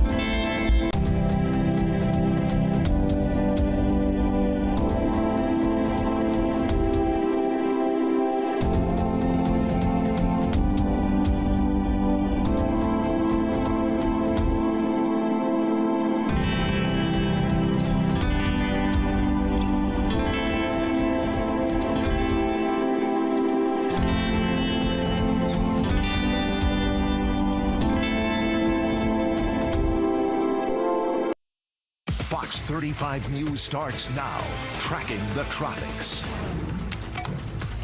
And right now, Hurricane Milton is bearing down on Florida. It is a monster storm, and it is almost done crossing the Gulf. It is already showing up on radar in the Tampa area. So that is how close it is. This morning, we're getting a clearer picture as well on the impact. Fox 35 has live team coverage for you. Our team of reporters spread all across Central Florida, providing you with the very latest information you need to know to stay safe. And we do want to thank you for staying with us today right here on this special edition of Good Day Orlando. I'm Danielle Knox. And I'm Amy Kaufeld. We've got Fox 35 Storm Team meteorologist Brooks Garner and TJ Springer with us at the desk right now. There's been a lot of talk about timing with the storm, how fast it's moving. It seemed like when it was really further back in the Gulf, it wasn't moving very fast, but it's picking up pace. Yeah, I feel like now starting to interact with that jet. I feel like it's starting to get picked up a bit, and thankfully not moving as slowly as what we saw with Ian, right, Brooks? Right. The faster it goes, in theory, the less rain we're going to get. The problem is that, well, as it moves in, it's going to take the better part of 12 hours to actually move across Florida. And all the while, when that core comes across, the core of the hurricane, the eye, it's going to arrive about 4 a.m. here, and it may take until around lunchtime to fully clear. So we're going to have hours of extremely torrential rain leading to flooding. Okay, so let's talk about that, because one of the questions that I've been getting a lot of is people are saying, what's the very latest that I should be out and about? When should I stay inside and hunker down? What would you say? So through the day today, we're going to have scattered downpours. There will occasionally be tornado warnings for radar-indicated tornadoes. We haven't seen one yet here in our area, but there will be this afternoon. As far as safety goes, what I'm telling my friends, what I'm telling folks here at work is that we all know how to drive in the rain, right? We all know how to drive in rain when it's a little gusty, but it looks like it's not really going to get downright dangerous until probably after 5 o'clock as we head towards sunset. At that point, we got to watch out, and especially, and this is to first responders, if you're like on the police force or ambulance, or you're out there, you have to be on duty between about 3 a.m. and probably mid-morning, 3 a.m. to 10 a.m. That's going to be the window where north of the track, we catch rain that's falling at over 4 to 5 inches per hour. Oh my gosh. And that's going to cause some roads to be impassable. It's going to be very dangerous. You know, we've had a couple of situations in Texas, for instance, is a good example during Hurricane Harvey. First responders, that was the big flood, if you remember that. First responders just trying to get into work, getting caught in floodwater and not making it. And I think a couple of tragic examples. The other, you said something very interesting, because there's going to be a time that they're not going to be able to come out and rescue you because they're putting their own lives in danger as well. Well, that's true too, and that's what can happen in some of these storms. That's why a lot of the counties have issued curfews to discourage folks from being on the road that may be seeking that help if something happens. So just listen to the local authorities on that, and keep in mind the worst of the worst of the worst coming in after midnight. And it's a hurricane, so we all talk about the wind, and it's been a big scary hurricane out here in the Gulf, right? The satellite picture, very compelling. What you see now and what it has been is not what it will be when it comes through Orlando. So it's a big hurricane right now. It's still a Cat 4 with 145-mile-per-hour winds. Not sugarcoating it, not trying to downplay it. It's going to come in with major hurricane force winds of greater than 120 miles an hour, probably near Anna Maria Island in the Bradenton area, maybe up into Tampa Bay, bringing with it a storm surge that could surpass 15 feet. That's considered a deadly storm surge because a lot of the ranch-style homes in the flood zones, in the evacuation zones there along the beach, would be completely inundated or even get washed away. You've got wave action on top of that storm surge. There's also tornadoes to the right-hand side of this. These tornadoes will be working our way, representing that threat later this afternoon. But as it moves forward, it will interact with an approaching cold front, and I'll show you that coming up in a few minutes. But there's a cold front up here that's going to start to kind of stretch this apart, and that will weaken it rapidly, though it won't weaken it as rapidly as we'd want to enjoy the benefit of a weaker storm. Unfortunately, this is still going to be a big Cat 3 or low in Cat 4 with a broad range of wind, sweeping wind from Gainesville all the way down to Lake Okeechobee, arriving in Bradenton probably close to midnight, maybe around that time. But remember, that's just the center of circulation. The outer bands will get there much sooner and then eventually work into our neck of the woods. This is going to be exactly, I'll show you the time on this. This is going to be at 8 a.m. on Thursday. So we're going to see the worst of the rain coming through in the 4 hours preceding when it passes our longitude. Eventually, as a Cat 1, It emerges over the Atlantic during the afternoon tomorrow. And so it's during that time that we have the worst effect. So we'll get about 3 to 5 inches of rain during the day today. But as this core moves across, we could get over a foot of rain in just 8 hours. Here's a live view over on the St. Pete side on the 275 bridge on the way to the Skyway. This is one of the spans as you approach the Skyway. It's just really raining. We're getting the first bands from Milton directly approaching that region. For us right now in the Orlando area, a lot of folks have evacuated from Tampa and St. Pete and Manatee County, Sarasota counties, wondering about the impacts. We're not going to catch the worst of this thing, but we are going to catch a lot of flooding. And the rain we're getting right now that's coming in waves is going to pre-saturate the ground. So when we get the core of the rain from these bands, and especially from the inner I core, it's not going to have anywhere to go but to run off and cause a lot of flooding. Of course, we've got these tornado warnings. They've been quite prolific across South Florida near Lake Okeechobee and Immokalee. As this moves northwest, we're going to be tracking them here. So tornado watch in effect. This will be expanded. This currently includes Osceola County and Polk County. Look for that to be expanded. But the takeaway here is that we face a major flood threat. I know we've been focusing on it as being a hurricane, and it is. We're going to catch winds that knock out power. But I think the legacy of Milton, like Ian, will unfortunately be the flooding that could enter homes tonight and make some roads impassable. All right, Amy, that is the latest. Our team coverage will continue. I've got TJ Springer on deck here to help me out in just a few minutes. All right, Brooks, thank you. Brevard County, of course, also bracing for impact from this storm. And Fox 35's Esther Bauer joining us live. She's at a shelter in Cocoa this morning. Hi, Esther. Good morning, Amy. We're here at the Walter Butler Community Center. This is just off US 1 in Cocoa. And I do kind of want to set the scene. If you're still considering, do I want to come out to a shelter? This is what you will see when you arrive. So you're going to check in right over here where this gray truck is. We've been dealing with some rain, so the good news is you're able to get checked in under this covering. We do have deputies stationed right there, and you will wait outside, go inside, get checked in. You do need your driver's license, some kind of personal identification so that you are able to get checked in. But from then you're able to bring in your belongings and get situated. So I do want to introduce you to my new friend, Debbie. She is here. She is checked in. She is ready to ride out the storm at the shelter.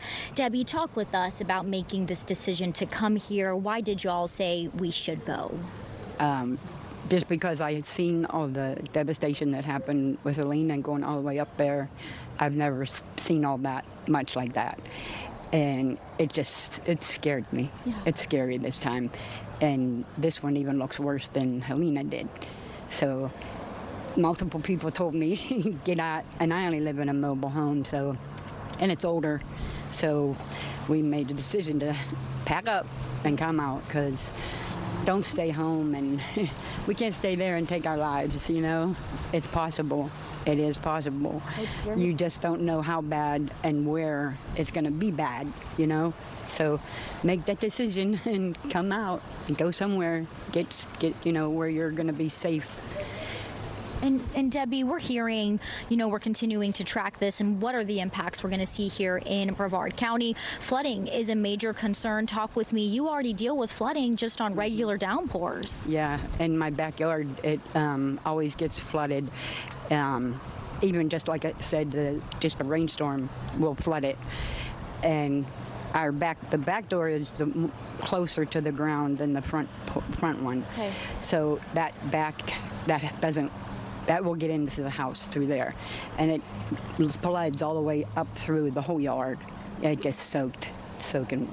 It was already being flooded when we came. When we left, yeah, it was already saturated. Then the way down Indian Rivers was up. The level was already up to the street, so. Don't take this with a grain of salt. You better go. Such good advice. And Debbie, we're so good that you're here now. You're here early to be settled and to be safe. And for you guys at home, what we are seeing is some people are coming by the shelter, kind of checking things out. They are not sure yet. Do they want to leave home? Do they want to come to the shelter? What I just want to let you guys know is there's a point when the shelter is going to have to close, right? When the emergency director will say we can't be letting getting people in. So it's really important. Don't wait. Don't push this off. We know conditions later today, they're going to continue getting worse. If you don't have a way to get to the shelter, you can call 211. They are using all of the public transportation here on the Space Coast to bus you here. You do have a way to get to safety, but you're running out of time. So if you do want to get out of flood-prone area or a mobile home, we have 3 shelters open here, one in Cocoa, one in Melbourne, and one south in Mico. But for now, we'll send things back to you. All right, that is good advice, Esther, and something that everybody should keep in mind, because now is your opportunity, right? If you've been hesitating, you're not sure, now is your time to be able to pack up a go bag, right, and go and just wait it out in a safe place. And what the governor said in his press conference is that there is just so much room still left at the shelters, literally thousands and thousands of spaces available, and you don't have to travel far. You can travel within 5 to 10 miles of your home to find a shelter that you can hunker down to wait out the storm, and that really might be the safest bet for some people, absolutely. If you do plan on driving out of Florida, though, to avoid the storm, the National Hurricane Center says there's likely not going to be enough time to evacuate. Heavy traffic already visible on the highways, as we've been showing you all day long. This is video, by the way, from I-4 eastbound leaving Tampa, and this was yesterday afternoon. Our team coverage continues right now with Fox 35's Morgan Parrish. Morgan, Flagler County enforcing that evacuation order that started, what, about an hour or so ago? Danielle, good morning. Yeah, so that evacuation order started at 8 o'clock this morning. We're right by Flagler Beach and State Route A1A. You can see in this area, these businesses are boarded up, and this is what you see when you are just riding down the street here in Flagler County. The evacuation zones include all of the barrier island from Marineland to Flagler Beach, and then on the mainland, all the neighborhoods off of John Anderson Highway, Palm Drive, Libert Avenue, Bullough Park, and Ashley Way. We also know that there is a special needs and general public shelter in place, and that's going to be at Rimfire Elementary.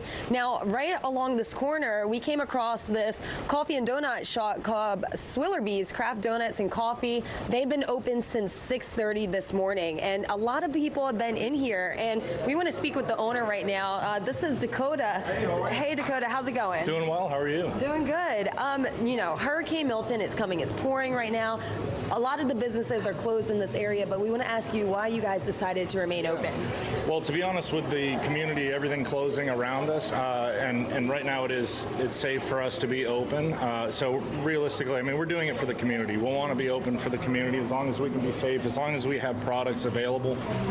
When people are boarding up their houses and they're working on, you know, prepping, it's tough to make breakfast. It's tough to, you know, feed your kids, feed your families. First responders are out driving around right now, and so we just wanted to have something to offer them. As long as it's safe, of course, you know, our main priority is everyone's safety, and so, you know, we're going to be closing here in about 30 minutes, but we did want to give the community something this morning that, you know, brighten their day, something to look forward to. Yeah, how long have you guys been open for? This isn't your first rodeo with dealing with the hurricane. Yep, well, we've been here for about 20 years, but this store, we've owned it for about 3. And so outside of that, we also own an ice cream shop here in Flagler, so definitely not our first rodeo with hurricanes, with storms, being on the beach.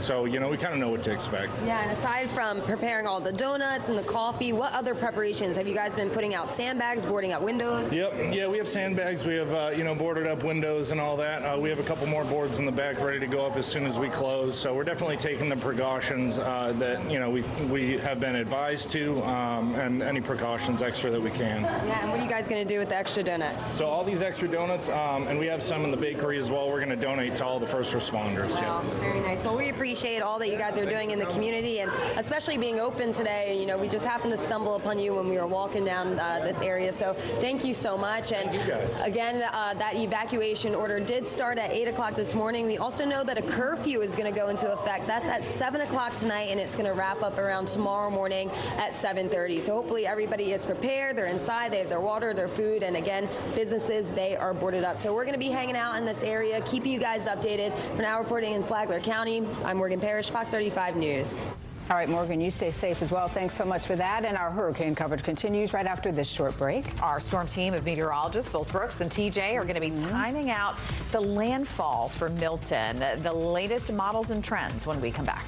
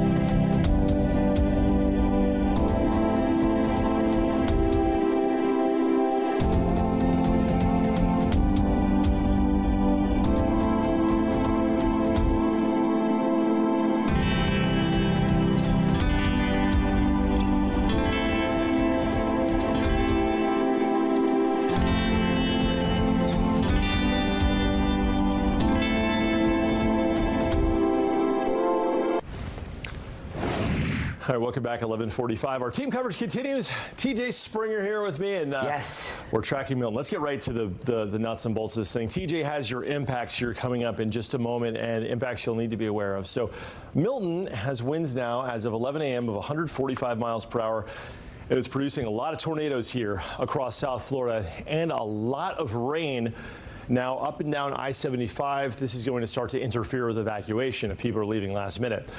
Now, this has been a hurricane in the Gulf of Mexico, achieving Cat 5 status a couple of times.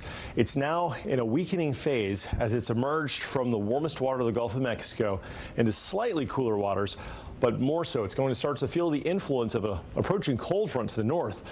There's wind shear that's going to essentially, you have this like wedding cake, right?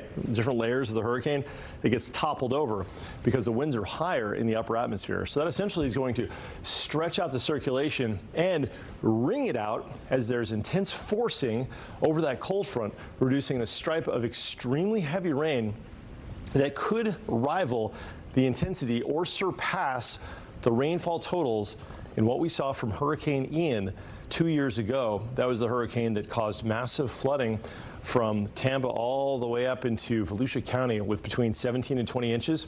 And it looks like we may see a similar setup with this moving in overnight.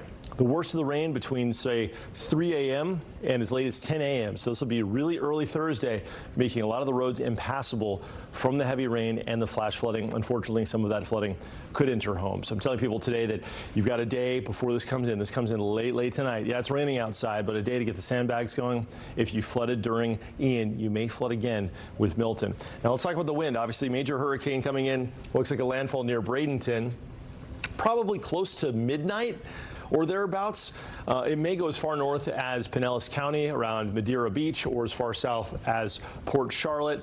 That said, it looks like most of the models and the consensus is that it will come in near Longboat Key or Anna Maria and then work northeastward into Osceola County before making its way out of Florida via Cocoa Beach and Patrick Space Force Base. Now this is going to be at 8 a.m. tomorrow morning. This line right here, it's going to be somewhere right here. And so we're going to see the impacts before it moves out for a period of at least 6 to 8 hours of extremely heavy rain developing after midnight. And it won't be until probably lunchtime that it actually moves offshore. We're also going to have winds. You know, you see there it says 85 miles per hour. Fortunately, thanks to ground friction, we're not going to have a sustained wind of 85 miles per hour. It'll be more like a sustained wind of 30 to 45 miles per hour, which in itself is a lot of wind.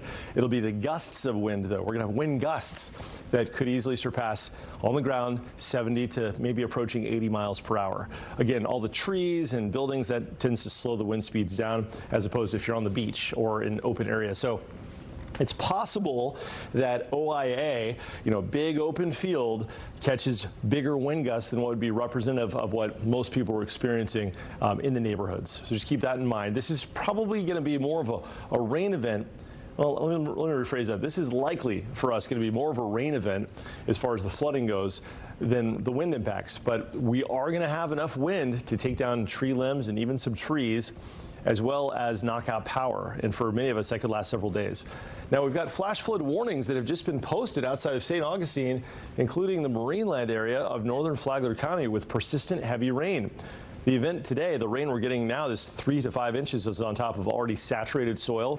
And embedded, we've got some pretty heavy rains. This one right up over 417 in Oviedo and Winter Springs near Trotwood Park, heading right up toward I-4 via Longwood and also Lake Mary. And later this afternoon, we'll have to watch out for some tornadoes inside of cells like this. But we're going to have these waves of rain out ahead of the main push and tornadoes developing. There's a lot of tornadoes happening right now across South Florida. Fort Myers under a tornado warning, confirmed tornadoes on the northwest shores of Lake Okeechobee. This axis will be coming into our region this afternoon. The first heavy band affecting I-75. The inner core is this part. This will be the part that creates the acute flooding issues, the flash flood emergencies later on tonight as it physically rolls up I-4. That's when rainfall rates can go up to over 4 inches per hour. And that's That's way beyond anything storm drains can deal with, especially since we've already had all the rain ahead of this. Future radar. This is simulated radar going through 8 p.m. Waves of rain. I would recommend probably getting in maybe after sunset or so, around sunset to be safe. We could drive through rain and wind, but the rain's going to get very, very difficult or impossible to navigate on some of these impassable roadways once we get into the core of this hurricane. Now, the timing is still to be determined. The exact landfall is still to be determined, but there's a real chance here that we start to catch some of the most impacts around midnight, maybe 2 a.m., and then continuing through 4 a.m. Notice how the future radar changes from Milton, where all the rain's on the north side.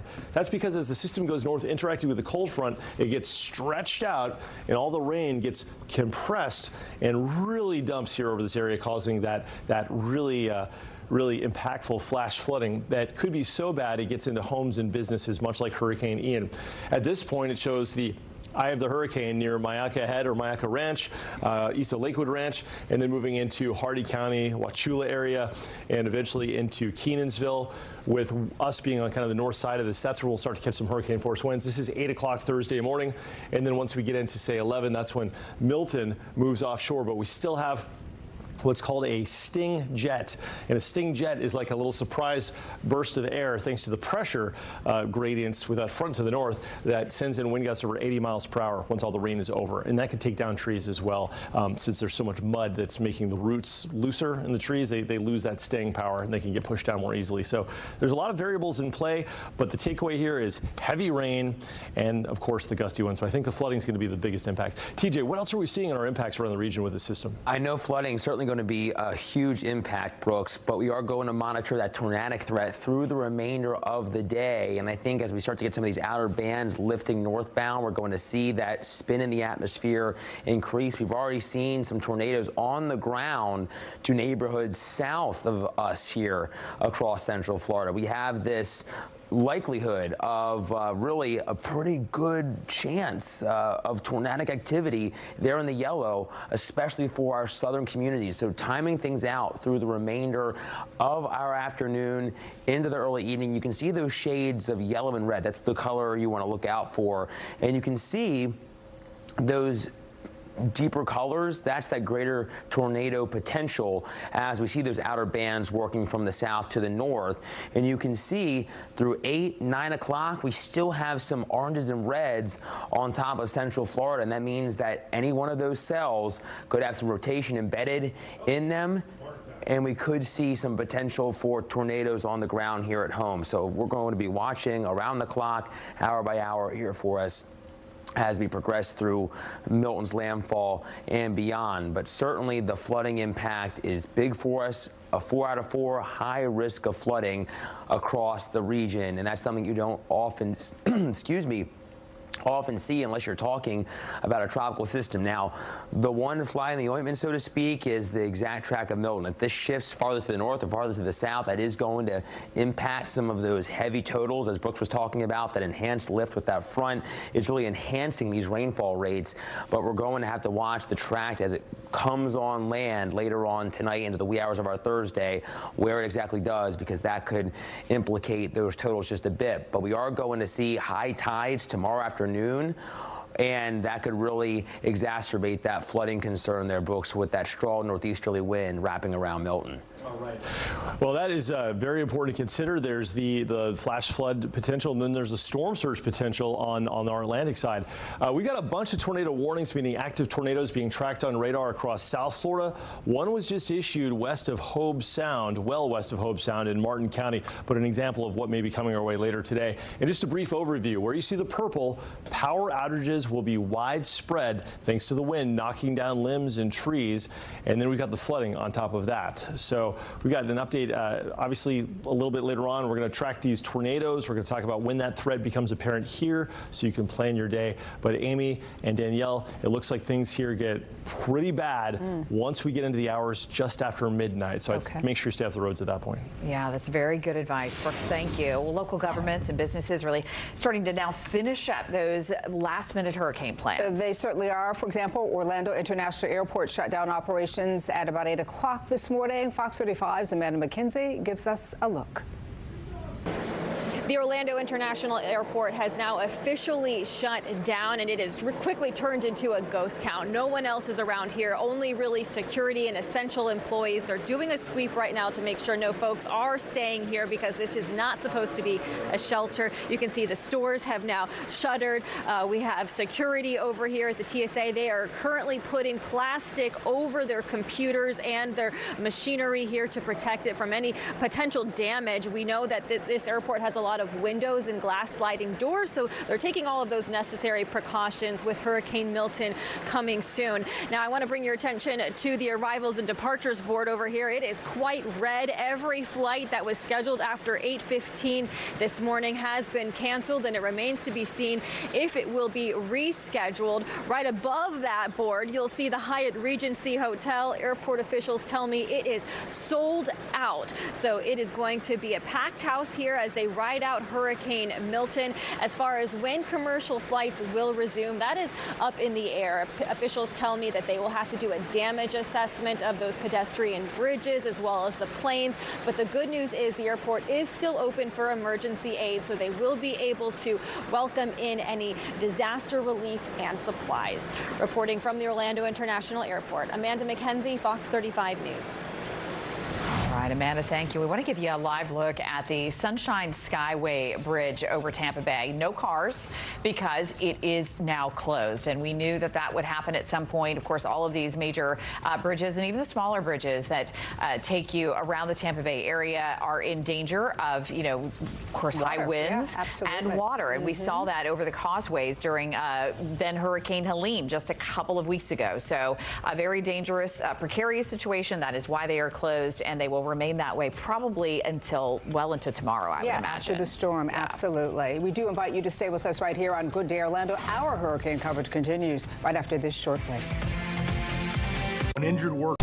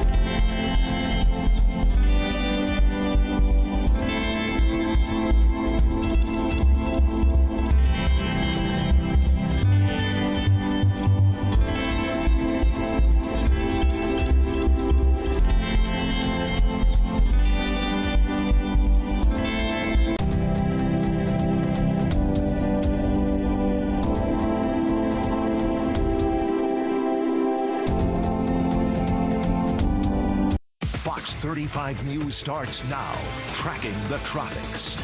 We do continue to track Milton. This is a current image. You can see Key West right there. We've been on the air since 4 this morning, keeping an eye on the storm as it moves across the Gulf. Expected to make landfall as a major storm in Florida late tonight, early tomorrow morning. Welcome to Special Edition on Fox 35. Good to be with you. I'm Ryan Elijah. And I'm Amy Kaufeld. Just within the last hour, we have learned that all of the City of Orlando parking garages are now at capacity. They sent out a tweet about an hour before, and they said, we're almost out of space. And then they said, update, all the spaces are gone. So these are all the downtown city-owned garages, and they did make them free for people to be able to park their cars safely to get them up. Maybe if you live in a low-lying area or you're concerned, or maybe you don't have a garage. Some people think about this ahead of time, and unfortunately some don't, and they get that tweet. It's like they realize that they're a little bit late on that. Yeah, so unfortunately all those spaces are now gone. So if you were hoping to do that, you're going to have maybe find a nice friend or neighbor who has a spot for you. Yeah, you've got some time now. Let's check in with Brooks. Brooks, I was just out, very light rain here, but I know that's going to change throughout the day. It is. This is a good day to finish up any last-minute preparations. We are under a hurricane warning region-wide. We will see hurricane-force winds late tonight. Nothing like what they're going to see on the Gulf Coast, but we could get gusts over 80 miles per hour, and that will be something that's a possibility, especially after midnight, and something that could easily knock out the power. The other threat we face this afternoon is the tornado threat, and we're getting a bunch of tornadoes across South Florida. I'll show you that in a second, but Milton, the latest on this, it's a Category 4 hurricane. It's going through a transformation. It was a big, mature Category 5 hurricane as late as earlier this morning, but as it moves northward, it's starting to encounter wind shear, and you can see symptom of that by the clouds being blown to the east more so than to the west. It's lost that concentric satellite presentation, which means it is technically in a weakening state. But as it weakens, the wind field, which was relegated to the inside 80 to 100 miles of the hurricane, will now extend a couple hundred miles. That is the tropical storm force and then the hurricane force winds, providing overall lower wind speeds. It's not going to be 180 mile per hour winds, but more like 70, 80 mile per hour gusts over a larger area. And as it moves northward, it still has all of that deep tropical moisture associated with it, and what that's going to do is interact with the cold front and eventually wring out all of that rain over a lot of our area. This is a look at that cold front. The cold front doing two things. One is it's knocking Milton off of its center, which is going to help to weaken the system. Milton's also moved away from the loop current, which is that very warm water that supercharges hurricanes. And as it gets closer, it's going to essentially kind of be stretched, and in doing so, result in very heavy rain that could rival or surpass the intensity of Hurricane Ian a couple of years ago. And if you did flood during Hurricane Ian, you may flood again tonight with Milton, unfortunately. Use today as an opportunity to shore up your property if you can get some sandbags, and otherwise just keep, remove stuff, put up to a higher level, because this really will likely be more of a flooding event for our area away from the wind. It's still going to get windy. We're still going to have a hurricane. It's just our flood threat's going to be the biggest impact, I think, for our region.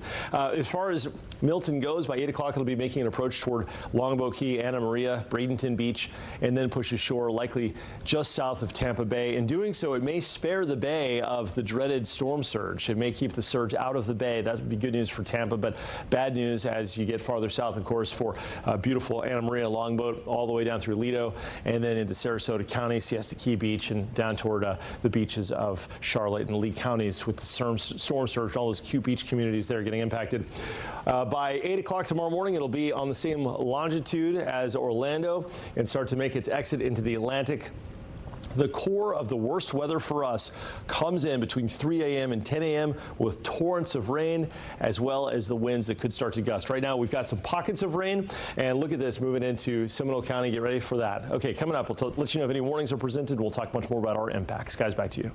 Brooks, sounds good. Well, Florida Congressman Maxwell Frost got the chance to fly directly into Hurricane Milton on Tuesday night with the hurricane hunters. He said he passed through the eye of the storm 3 different times. Just imagine. Well, we don't have to imagine, because this morning we've got the Congressman live. Congressman Maxwell Frost, always good to have you on. Good morning. Thanks for being with us.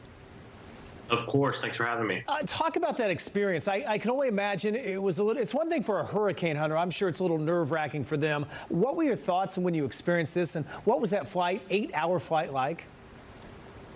Well, it was one of the most intense experiences of my life, obviously, getting to penetrate through the eye of the storm 3 times. And the reason I did it, NOAA invited me to take part in this flight, is I sit on the Science, Space, and Technology Committee. We actually administer the budget for NOAA and the hurricane hunters. And I just want to tell everyone, the heroism of all of those pilots, engineers, technicians, scientists, meteorologists. The work that they do saves lives. I spent a lot of time with those scientists on board learning about how the research and data they collect go directly to the National Hurricane Center, and that data helps us and helps y'all ensure that the public knows what's going on and what this hurricane is going to do. During that flight, we experienced, of course, massive turbulence. At certain times, we free fell thousands of feet, and I hope this underscores for folks just how intense this storm is and is going to be all throughout the state, and so people should definitely prepare. We experienced a record-breaking 897 millibars of pressure,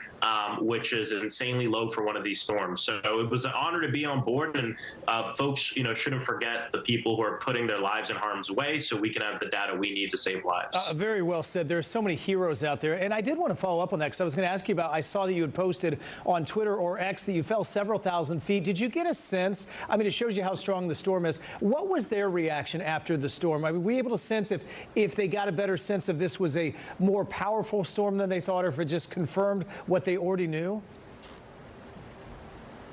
A little bit of both. They were a bit surprised at the pressure, just how low that pressure was when we got there. And many of you might have actually been reporting when that got reported out to the National Hurricane Center. So that was a surprise for a lot of them. But a lot of them knew what to expect when we got up there. And, a lot of the scientists on board have been doing this since the 80s. And a lot of them said this is one of the top storms that they've ever flown into. And the thing with this crew is the next morning, I woke up, I came back to Orlando to help folks prep for the storm.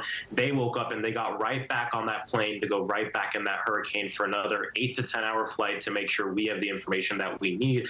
A lot of times, technology has gone really far, but we don't get everything we need directly from the radars outside the hurricane. People still have to fly into them. So just a big shout out to that team and the hurricane hunters, and I hope everyone's prepared and ready to go with this storm. We won't know exactly where the eye is going to hit and where the storm is going to make landfall until it's too late. So people should just assume they're going to have the worst impacts and prepare. Better safe than sorry. We got to hope for the best and plan for the worst. That's a really good message. I was going to end with that, but you just wrapped it up. So, Congressman, be safe. Thanks for your time. Appreciate the insight, and they are heroes for sure. Thank you so much. Congressman Maxwell Frost with us this morning. It really is amazing that they do this, and the information is so vital as well. Right now, Brevard County, by the way, bracing for impacts from the hurricane, like so many of our counties. And Esther Bauer has been live this morning right outside of a shelter there in Brevard County, and you got to talk to a sweet woman, and she made the right decision, Esther, to leave her mobile home and to seek shelter, and we hope a lot of people do the same. Yes, Debbie is inside the shelter right now, and she is safe. We have some other people also making a smart decision right now. You can see this is a public Space Coast area transit bus. Read on top, it says emergency evacuation, and these are people coming off of that bus right now who have said, you know what, I'd rather be safe than sorry. I am gonna stay during this storm at one of these emergency shelters. This is here in Cocoa, specifically at the Walter Butler Community Center. I want to break down, if you do decide to come out like this gentleman did, you will be greeted by deputies with the Brevard County Sheriff's Office, and we're not allowed to take you inside just for some privacy and safety security reasons. But when he is given the green light to go inside, it looks like he's trying to pull out his driver's license or some kind of name identification to show. They will check them in right there. So they're really wanting people to feel safe coming here. We're told if you do have any kind of warrant out for your arrest, or if you are a sex offender, there are deputies here just making sure that this is going to be a safe space. But you get checked in. I do want to make sure everyone's aware, you do need to bring your own bedding. Okay, so there are no cots out here. Try to bring a sleeping bag. Try to bring some kind of cot if you're able to. We're told there is some food here on property, but just bring whatever you feel comfortable with. Also, pets are welcome here at the site. We have this bus heading out. So you can bring pets, and this is one of 3 emergency shelters opened up here across the entire county. Like I said, here in the northern part of the county, Cocoa. We also have one in Melbourne and also in Mico. But something to point out is if you look right here, there is no line. That is good news. If you are deciding, should I come to the shelter, should I not come to the shelter, come now. Don't wait, because deputies say as conditions start to get worse, as people start getting more scared, that's when they anticipate to see longer lines, and you're waiting in your car, you're trying to dodge these rain bands that we are dealing with. So if you are able to, Walter Butler Community Center here in Cocoa, it can fit up to 400 people. We're told we're only sitting at around 100 people. So there is space. And the sheriff says if more space is needed, if more shelters need to be opened, he will absolutely do so. But for now, we'll send things back to you guys. Thank you so much, Esther. Well, a tornado, look at this, spotted in South Florida just a short time ago. We showed you to this live during our 10 o'clock hour here on Good Day Orlando. And here on Fox 25, this is Alligator Alley. This is right along I-75, and we are working to learn if anyone was injured. Thankfully, this is not a very populated area. That Alligator Alley, if you've ever driven through there, you know it's basically just, you know, Everglades, right? But so, you do notice there are cars there, and to me, this kind of drives home the point of how dangerous these storms could be. You're driving down I-75, have no idea potentially that you're 2 miles away from a storm, from a tornado. Yeah, and it happens at a moment's notice. I'm just thinking of Brooks, you know, driving over the Lake Jessup Bridge not that long ago, and there was a water spout right off to the side as he was driving, and it can happen like that. It's a stunning image for sure. As the hurricane does move toward Florida, residents that live in the areas of history of flooding, they are on the edge, and there are a lot of these out there. We're talking specifically right now about the area of Geneva, where a lot of people had their homes flooded during Hurricane Ian. And Marley Capper is joining us live there this afternoon to talk about what some of the preparations are for folks who live there on Lake Geneva. Ryan, Amy, good afternoon. I almost said good morning, but it's good afternoon for sure. The rain is just now starting to kind of pummel down on us, but we are here at CS Lee Park. You guys can see the lake behind us here. The boat ramp has been closed, obviously, and I'm just going to kind of walk out here just to kind of get a better view of things for you guys.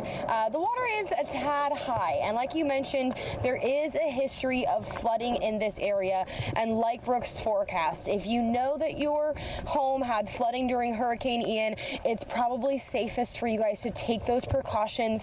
Make sure that you're boarding your houses up properly, you're getting those sandbags in, you're getting the extra gas, extra food, a generator if you have it, making sure that you are prepared, because we're likely to see some similar things.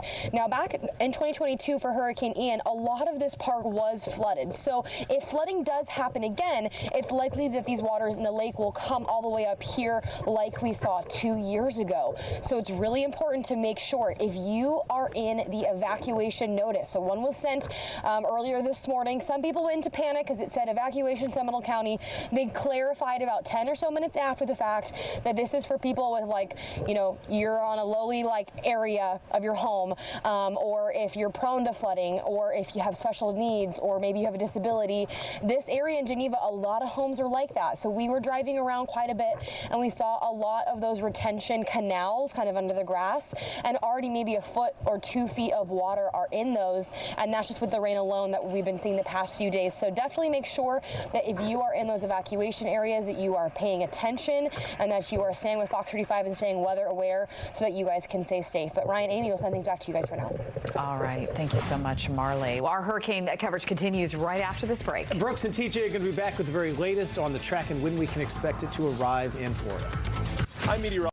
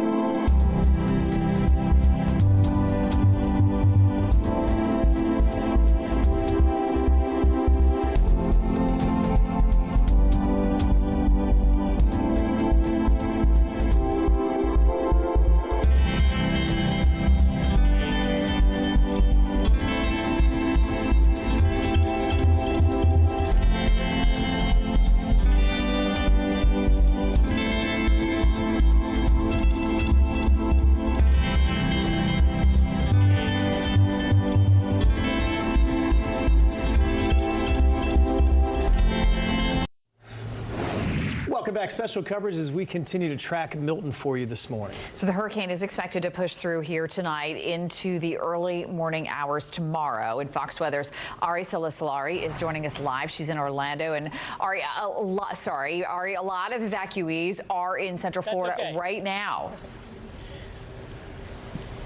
Yeah, they are. It's been interesting kind of seeing the vibe in this town because, you know, it's different here in Central Florida. The situation is very different than it is along the coast. You know, along the coast, they've got all these evacuations going on. We're talking about historic storm surge. And here, you know, we're trying to get the point across that it is going to be a really big deal here. I have to tell you, it has escalated quickly out here. It's not bad yet. This is not the main event by any means. That doesn't come until much later during the overnight tonight and into tomorrow morning. But we set up our shot probably about 8 hours ago or so. And when we got here, it was before the sun came up. Basically no wind at all, just a couple of light showers. And since then, we've been in and out of squalls a little bit, and this wind has really picked up. I mean, it's about 10 to 15 miles an hour sustained, I would say, maybe a few gusts up to 20 or so. So again, it's not damaging wind yet by any means, but man, with the storm that far off the coast, and we're already starting to feel the effects of it. Two things we're very concerned about here in downtown Orlando and really just the entire Central Florida region. Number one, buzzsaw winds, maybe close to like what Charlie was back in 2004. It's tough to compare it to a storm in the past because we've literally not had a storm that has taken this path with this strength in modern history. It's unprecedented. And when I say unprecedented, I'm not trying to overhype it. It is going to be an extremely big deal. I'm just trying to say we don't have another storm to look back at to know exactly how this is going to pan out. So it's going to be fast moving. It moves across the Florida Peninsula. And Central Florida, I think, is going to take a lot of power outages. Now, there have been a couple little adjustments in the forecast models over the last several runs, and that's with a little bit more of a southerly track. So the track going a little bit farther south. So it's going to be, you know, pretty decently south of Atlanta, 40 or 50 miles possibly where the center of it goes. Orlando is still technically in the cone, by the way, so there's a small chance that the center could come closer, but it's looking less and less likely. And so it's just a unique storm. The north side of it is going to have a very large expanded wind field. That's the unique thing about this. I know sometimes when a storm comes inland, you know, it's just around the center of the storm where the big problems are. That's not going to be the case this time. And I got to tell you, I mean, this wind has really picked up even just over the last half an hour to an hour or so, and we don't even have any squalls going through right now. So it's going to be a very different scene here tomorrow morning as compared to this morning, and we'll have to see how this pans out. But could see some serious flooding as well, and you guys have probably seen there have been tornadoes down to the south. So that whole air mass is headed in this direction. It's basically everything on the table except for storm surge because we live inland. All right, great recap there. So much of what we're looking at for sure in the area near you has seen a lot of flooding as well. So appreciate the live report. Ari, good to see you this morning. Yeah. You got it. There. Good to see Ari out there. I met Ari at a conference recently. Good guy. Stay safe. TJ and I have been tracking the rain, and we've been tracking the storms. We've got a tornado threat, and of course Hurricane Milton. So let's talk about the impacts in a second. First off, the nuts and bolts with the latest on this system. It is a Category 4 hurricane, and it's now producing tornadoes around a lot of the area to the south of us across South Florida. This is a live camera right now around Lake Placid in Highlands County. This is just north of Lake Okeechobee, a confirmed tornado within this storm. So we're waiting for it to pop up on radar and see if we can see it through those trees. Fortunately, this is a rural area with a lot of ranch lands, but obviously a compelling image there of the latest. We'll check in on that in a second. Right now, the noon advisory, it's got winds of 145 miles per hour. It's heading northeast at 17, so it's picking up its pace, which means landfall may happen a little bit sooner. We may see landfall closer to midnight in the Bradenton area as opposed to 2 a.m. That said, that means impacts here may be pushed ahead a couple of hours. So instead of roads becoming dangerous here to the point where like even first responders might want to consider staying off the roads at 3 a.m., maybe closer to 1 a.m. And I'll show you that coming up. But yeah, look at all the tornado warnings here across South Florida. This hurricane is it's encountering wind shear. So it's in the middle of a transformation. It is getting stretched and elongated, and that will allow it to weaken as it comes ashore. This cold front is to credit for that. However, the good comes to the bad, right? As this weekends, the wind wind field expands, which means there will be broader damaging winds, even though they won't be quite as strong. They won't be up at 145. They'll be more like 100, 110 at landfall from Tampa all the way down to Fort Myers. And then as it works inland, we could see wind gusts well over 70, maybe up to 80 miles per hour, knocking out power across our region. But most importantly, yeah, we're going to have the wind damage. We're going to have power outages, limbs and trees down. Most importantly, there's going to be some extremely heavy rain associated with this. And that means that when you're away from the storm surge threat here in the Tampa Bay region, Bradenton, Sarasota, a lot of folks there are now in Orlando, maybe watching us on TV from their hotel room evacuating. We're not going to have the surge, but we are going to have the really heavy rain and the flooding happening between roughly 1 or 2 a.m. and as late as 8 or 9 a.m. tomorrow morning. It's going to be in the pre-dawn hours of Thursday, and it's going to rain really hard, making it difficult to travel, if not impossible, across some areas as the roads are impassable in places. This won't be region-wide. I'm just talking on some of the flood-prone areas, low spots, even spots that often don't flood. And it could be so strong, that is the amount of rain coming down, that it may force water rescues and also flooding going into homes and businesses, rivaling the rain seen in Hurricane Ian 2 years ago. And if you flooded during Ian, there's a chance you could flood again.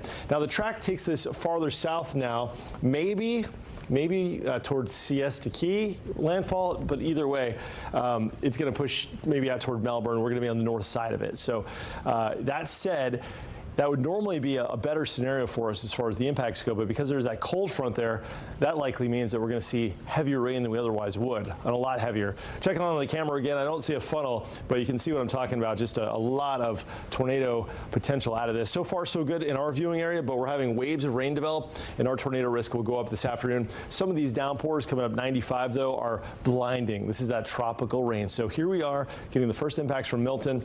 The business end of the system, though, is down here across Southwest Florida. Look at that. 1, 2, 3, 4, 5 confirmed tornadoes right now. So TJ, what do you see there for our impacts? Tornadoes, I bet, right? Yeah, for sure. Seeing so many already warnings, Brooks, and we've seen some on the ground too. So that's what we're going to be watching as these outer bands lift to the north through the remainder of our morning into the afternoon. And now it is past noon, so through mid-afternoon, through the evening, that's when our chances really start to ramp up. And we can see in the yellow, that's a greater likelihood of tornadic storms here. And that does include really our southern neighborhoods. And as we go through time, the ingredients in the atmosphere come together for that potential to increase. And we'll see that here. You want to look out for the reds, the oranges. That's that enhanced chance of rotating thunderstorms. The dynamics in the atmosphere, the instability, that wind shear or turning of the wind with height really increases in those outer bands. That's what we're seeing even through 9 o'clock or so across the I-4 corridor. Then we thankfully start to see those ingredients fade away. We continue to see Milton go through this extratropical transition. So that's what we're going to be watching out for as we head through the remainder of the day. I think in terms of the strongest wind, going to have to wait at least till Milton gets a little closer to landfall, Brooks, but I would think pre-dawn tomorrow into Thursday morning, that's when we're really going to start to feel the wind cranking here at home. Looking at the simulated radar, that would confirm it. Our simulated radar confirming the first bands working at about 10 o'clock to Lakeland and Polk County, and then making it into Orlando about 1 a.m., especially between 4 and 8. That's when we catch the heaviest rain as the center of circulation passes to our south and produces that acute flash flooding, which could prompt flash flood emergencies. Today's the day, even though it's raining right now across a lot of communities, including right here from where we broadcast in Seminole County. Get out there and get those sandbag preps finished. If you flooded during Ian, you may flood again with Milton. All right, Ryan and Amy, back to you. Brooks, thanks. TJ, thanks. Right now, I want to talk about communities across Central Florida, really all in their different way, bracing for what could be a major flood event. And David Martin continues our team coverage. He has been live in Osceola County this morning. And David, you have been to a number of places since we first started checking in with you hours ago. Yes, and right now, Amy, we're at the Home Depot in Davenport, where this scene behind me is a rinse and repeat here in the parking lot of said Home Depot. Lots of folks getting their last-minute supplies, wood, tools, water, and the word we're hearing about the scene inside the Home Depot is very busy, but they're open for those who might still need it. And according to the parking lot and the flow of traffic coming in and out of this, there are many people who do need it. We talked to a couple of guys, Joseph and John, to get their reaction from what they saw inside. Take a listen.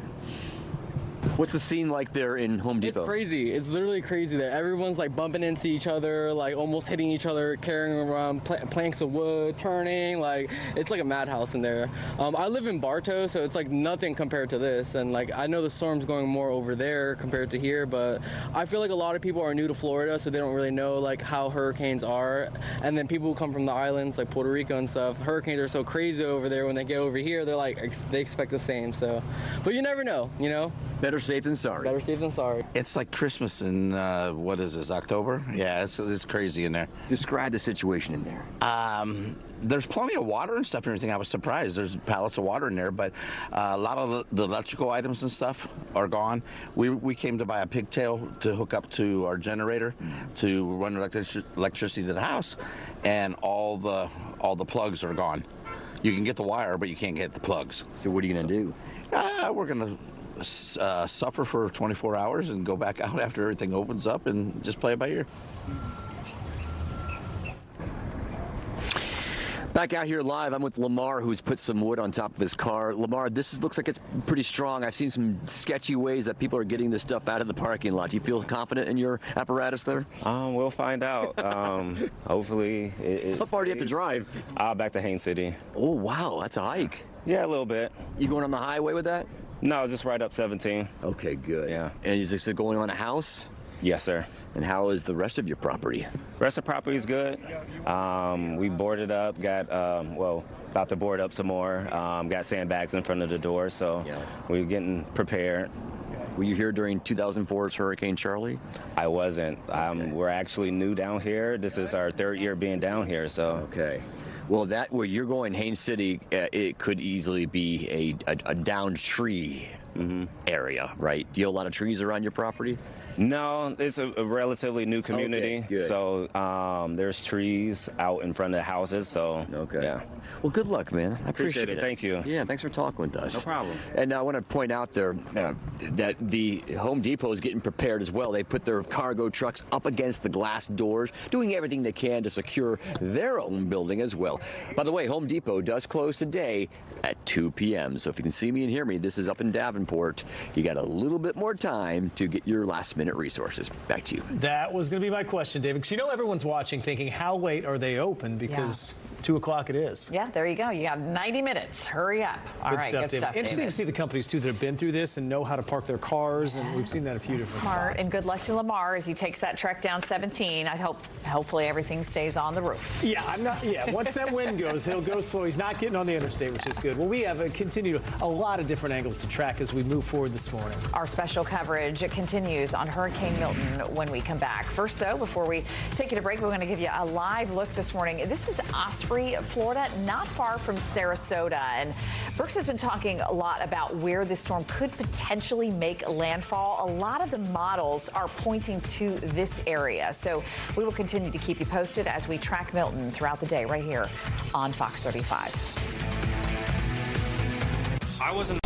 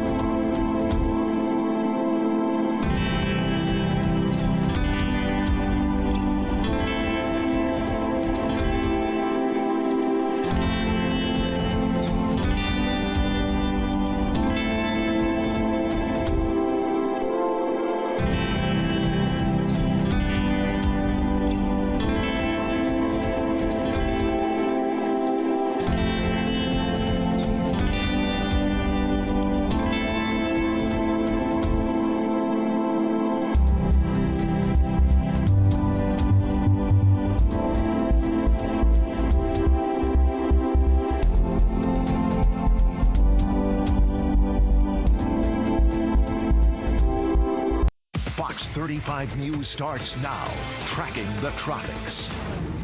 And we are in continuous coverage here on Fox 35. So we are going to be with you throughout the day, all the way into tomorrow. We are tracking the tropics. Hurricane Milton is moving closer to Florida. It is speeding up just a little bit. The storm expected to make landfall on our west coast tonight and bring strong winds and a lot of rain. Thanks for joining us and staying with us. Been on since about 4 this morning. It's great to have you with us. I'm Ronnie Lodge. Yeah, and again, we will be here throughout the day. I'm Amy Caulfield, and our Fox 35 storm team is doing an amazing job. Brooks, you guys really are. You are the calm in the storm. Appreciate that. Yeah, we just want to give you the information because, I mean, at the end of the day, we're looking at a hurricane coming in that's going to have some impact, and it's going to be a rough night for a lot of us. So I think the best approach is just here's the information and take the information so that you can make a decision if you need to in a rational way and not one that's charged with emotion or panic or anything like that. Let's talk about track certainty. We watch this for days. As we get closer now, do we get more high conviction as to where it's going? Yeah, and that's a good way to put it. We had a big wide cone going from Cedar Key all the way to Fort Myers. Now the cone goes from Reddington Beach to basically Sarasota. So it's really narrowing down. It looks like it's going to be a landfall near Bradenton, maybe Anna Maria Island, Longboat Key, maybe as far south as Siesta Key. Right now it's about 120 miles from landfall. And in the satellite, it is changing its appearance because it's now starting to encounter westerly wind shear. That is winds in the upper levels that are starting to try to push it over, ultimately weakening it before landfall. But a little bit too little, a little bit too late. It's still going to make landfall. It looks like it's a major hurricane and bring with it major rains. And the importance of that is that as this weekends, the wind field expands. So we're going to see the maximum sustained winds reduce. Probably the next advisory coming out at 2 will have the winds down to like 125 and it'll go from there. Well, maybe not that low, but maybe 130, 135. In any sense, it'll be over a wider area and then the rain is really going to pick up. And the reason it's getting all that wind shear is that it's encountering a cold front to the north. And this has been the thing we've been talking about for the last 2 weeks is hopefully stopping this from even forming, but it formed so far south that the cold front had no influence. But now that the system is moving up, it's going to start entering the wind shear zone. It's also over cooler Gulf waters. And so it'll start the transformation process, ultimately becoming a non-tropical system once it enters the Atlantic Ocean in a day or two. And so during that period, it's going to rain itself out over central Florida. And also we're going to catch enough wind, unfortunately, to knock out power. It's still bringing with it, though, even though it's kind of collapsing in its structure, it's still bringing with it that Category 4 or Category 5 caliber storm surge, which means 15 feet of storm surge possible along and south of its track. That could include, unfortunately, Anna Maria, Longboat, Lido, all the way down to Siesta Key. And as far as Tampa Bay is concerned, if it does take this track toward Bradenton, they'd be like kind of right on the edge of winds blowing out of the bay, sparing the city of the worst of the storm surge. That said, the track then takes it through Polk County, Osceola County, and out toward Brevard County. And it'll be north of the circulation that we catch the heaviest rains I'd mentioned. And this will be a stripe of rain that could rival that of Hurricane Ian 2 years ago. So what I've been telling folks is like if you flooded during Ian, you may flood again, unfortunately, tonight during Milton. Here's a live view from Anna Maria Island. And this is that little seafood shack here on the edge looking back toward the land. And you can see the waves rolling in. They're starting to pick up that hurricane swell from an approaching Milton. Radar here locally. We're going to start to see a tornado threat popping up later on this afternoon as some of these bands work into the region. We've had pockets of heavy rain, but so far everything locally is behaving on radar. But to the south, it's a different story. Once you get down toward Lake Okeechobee, confirmed tornado warning right now. Extreme western sections of that county. Also in southeastern Highlands County towards Sebring.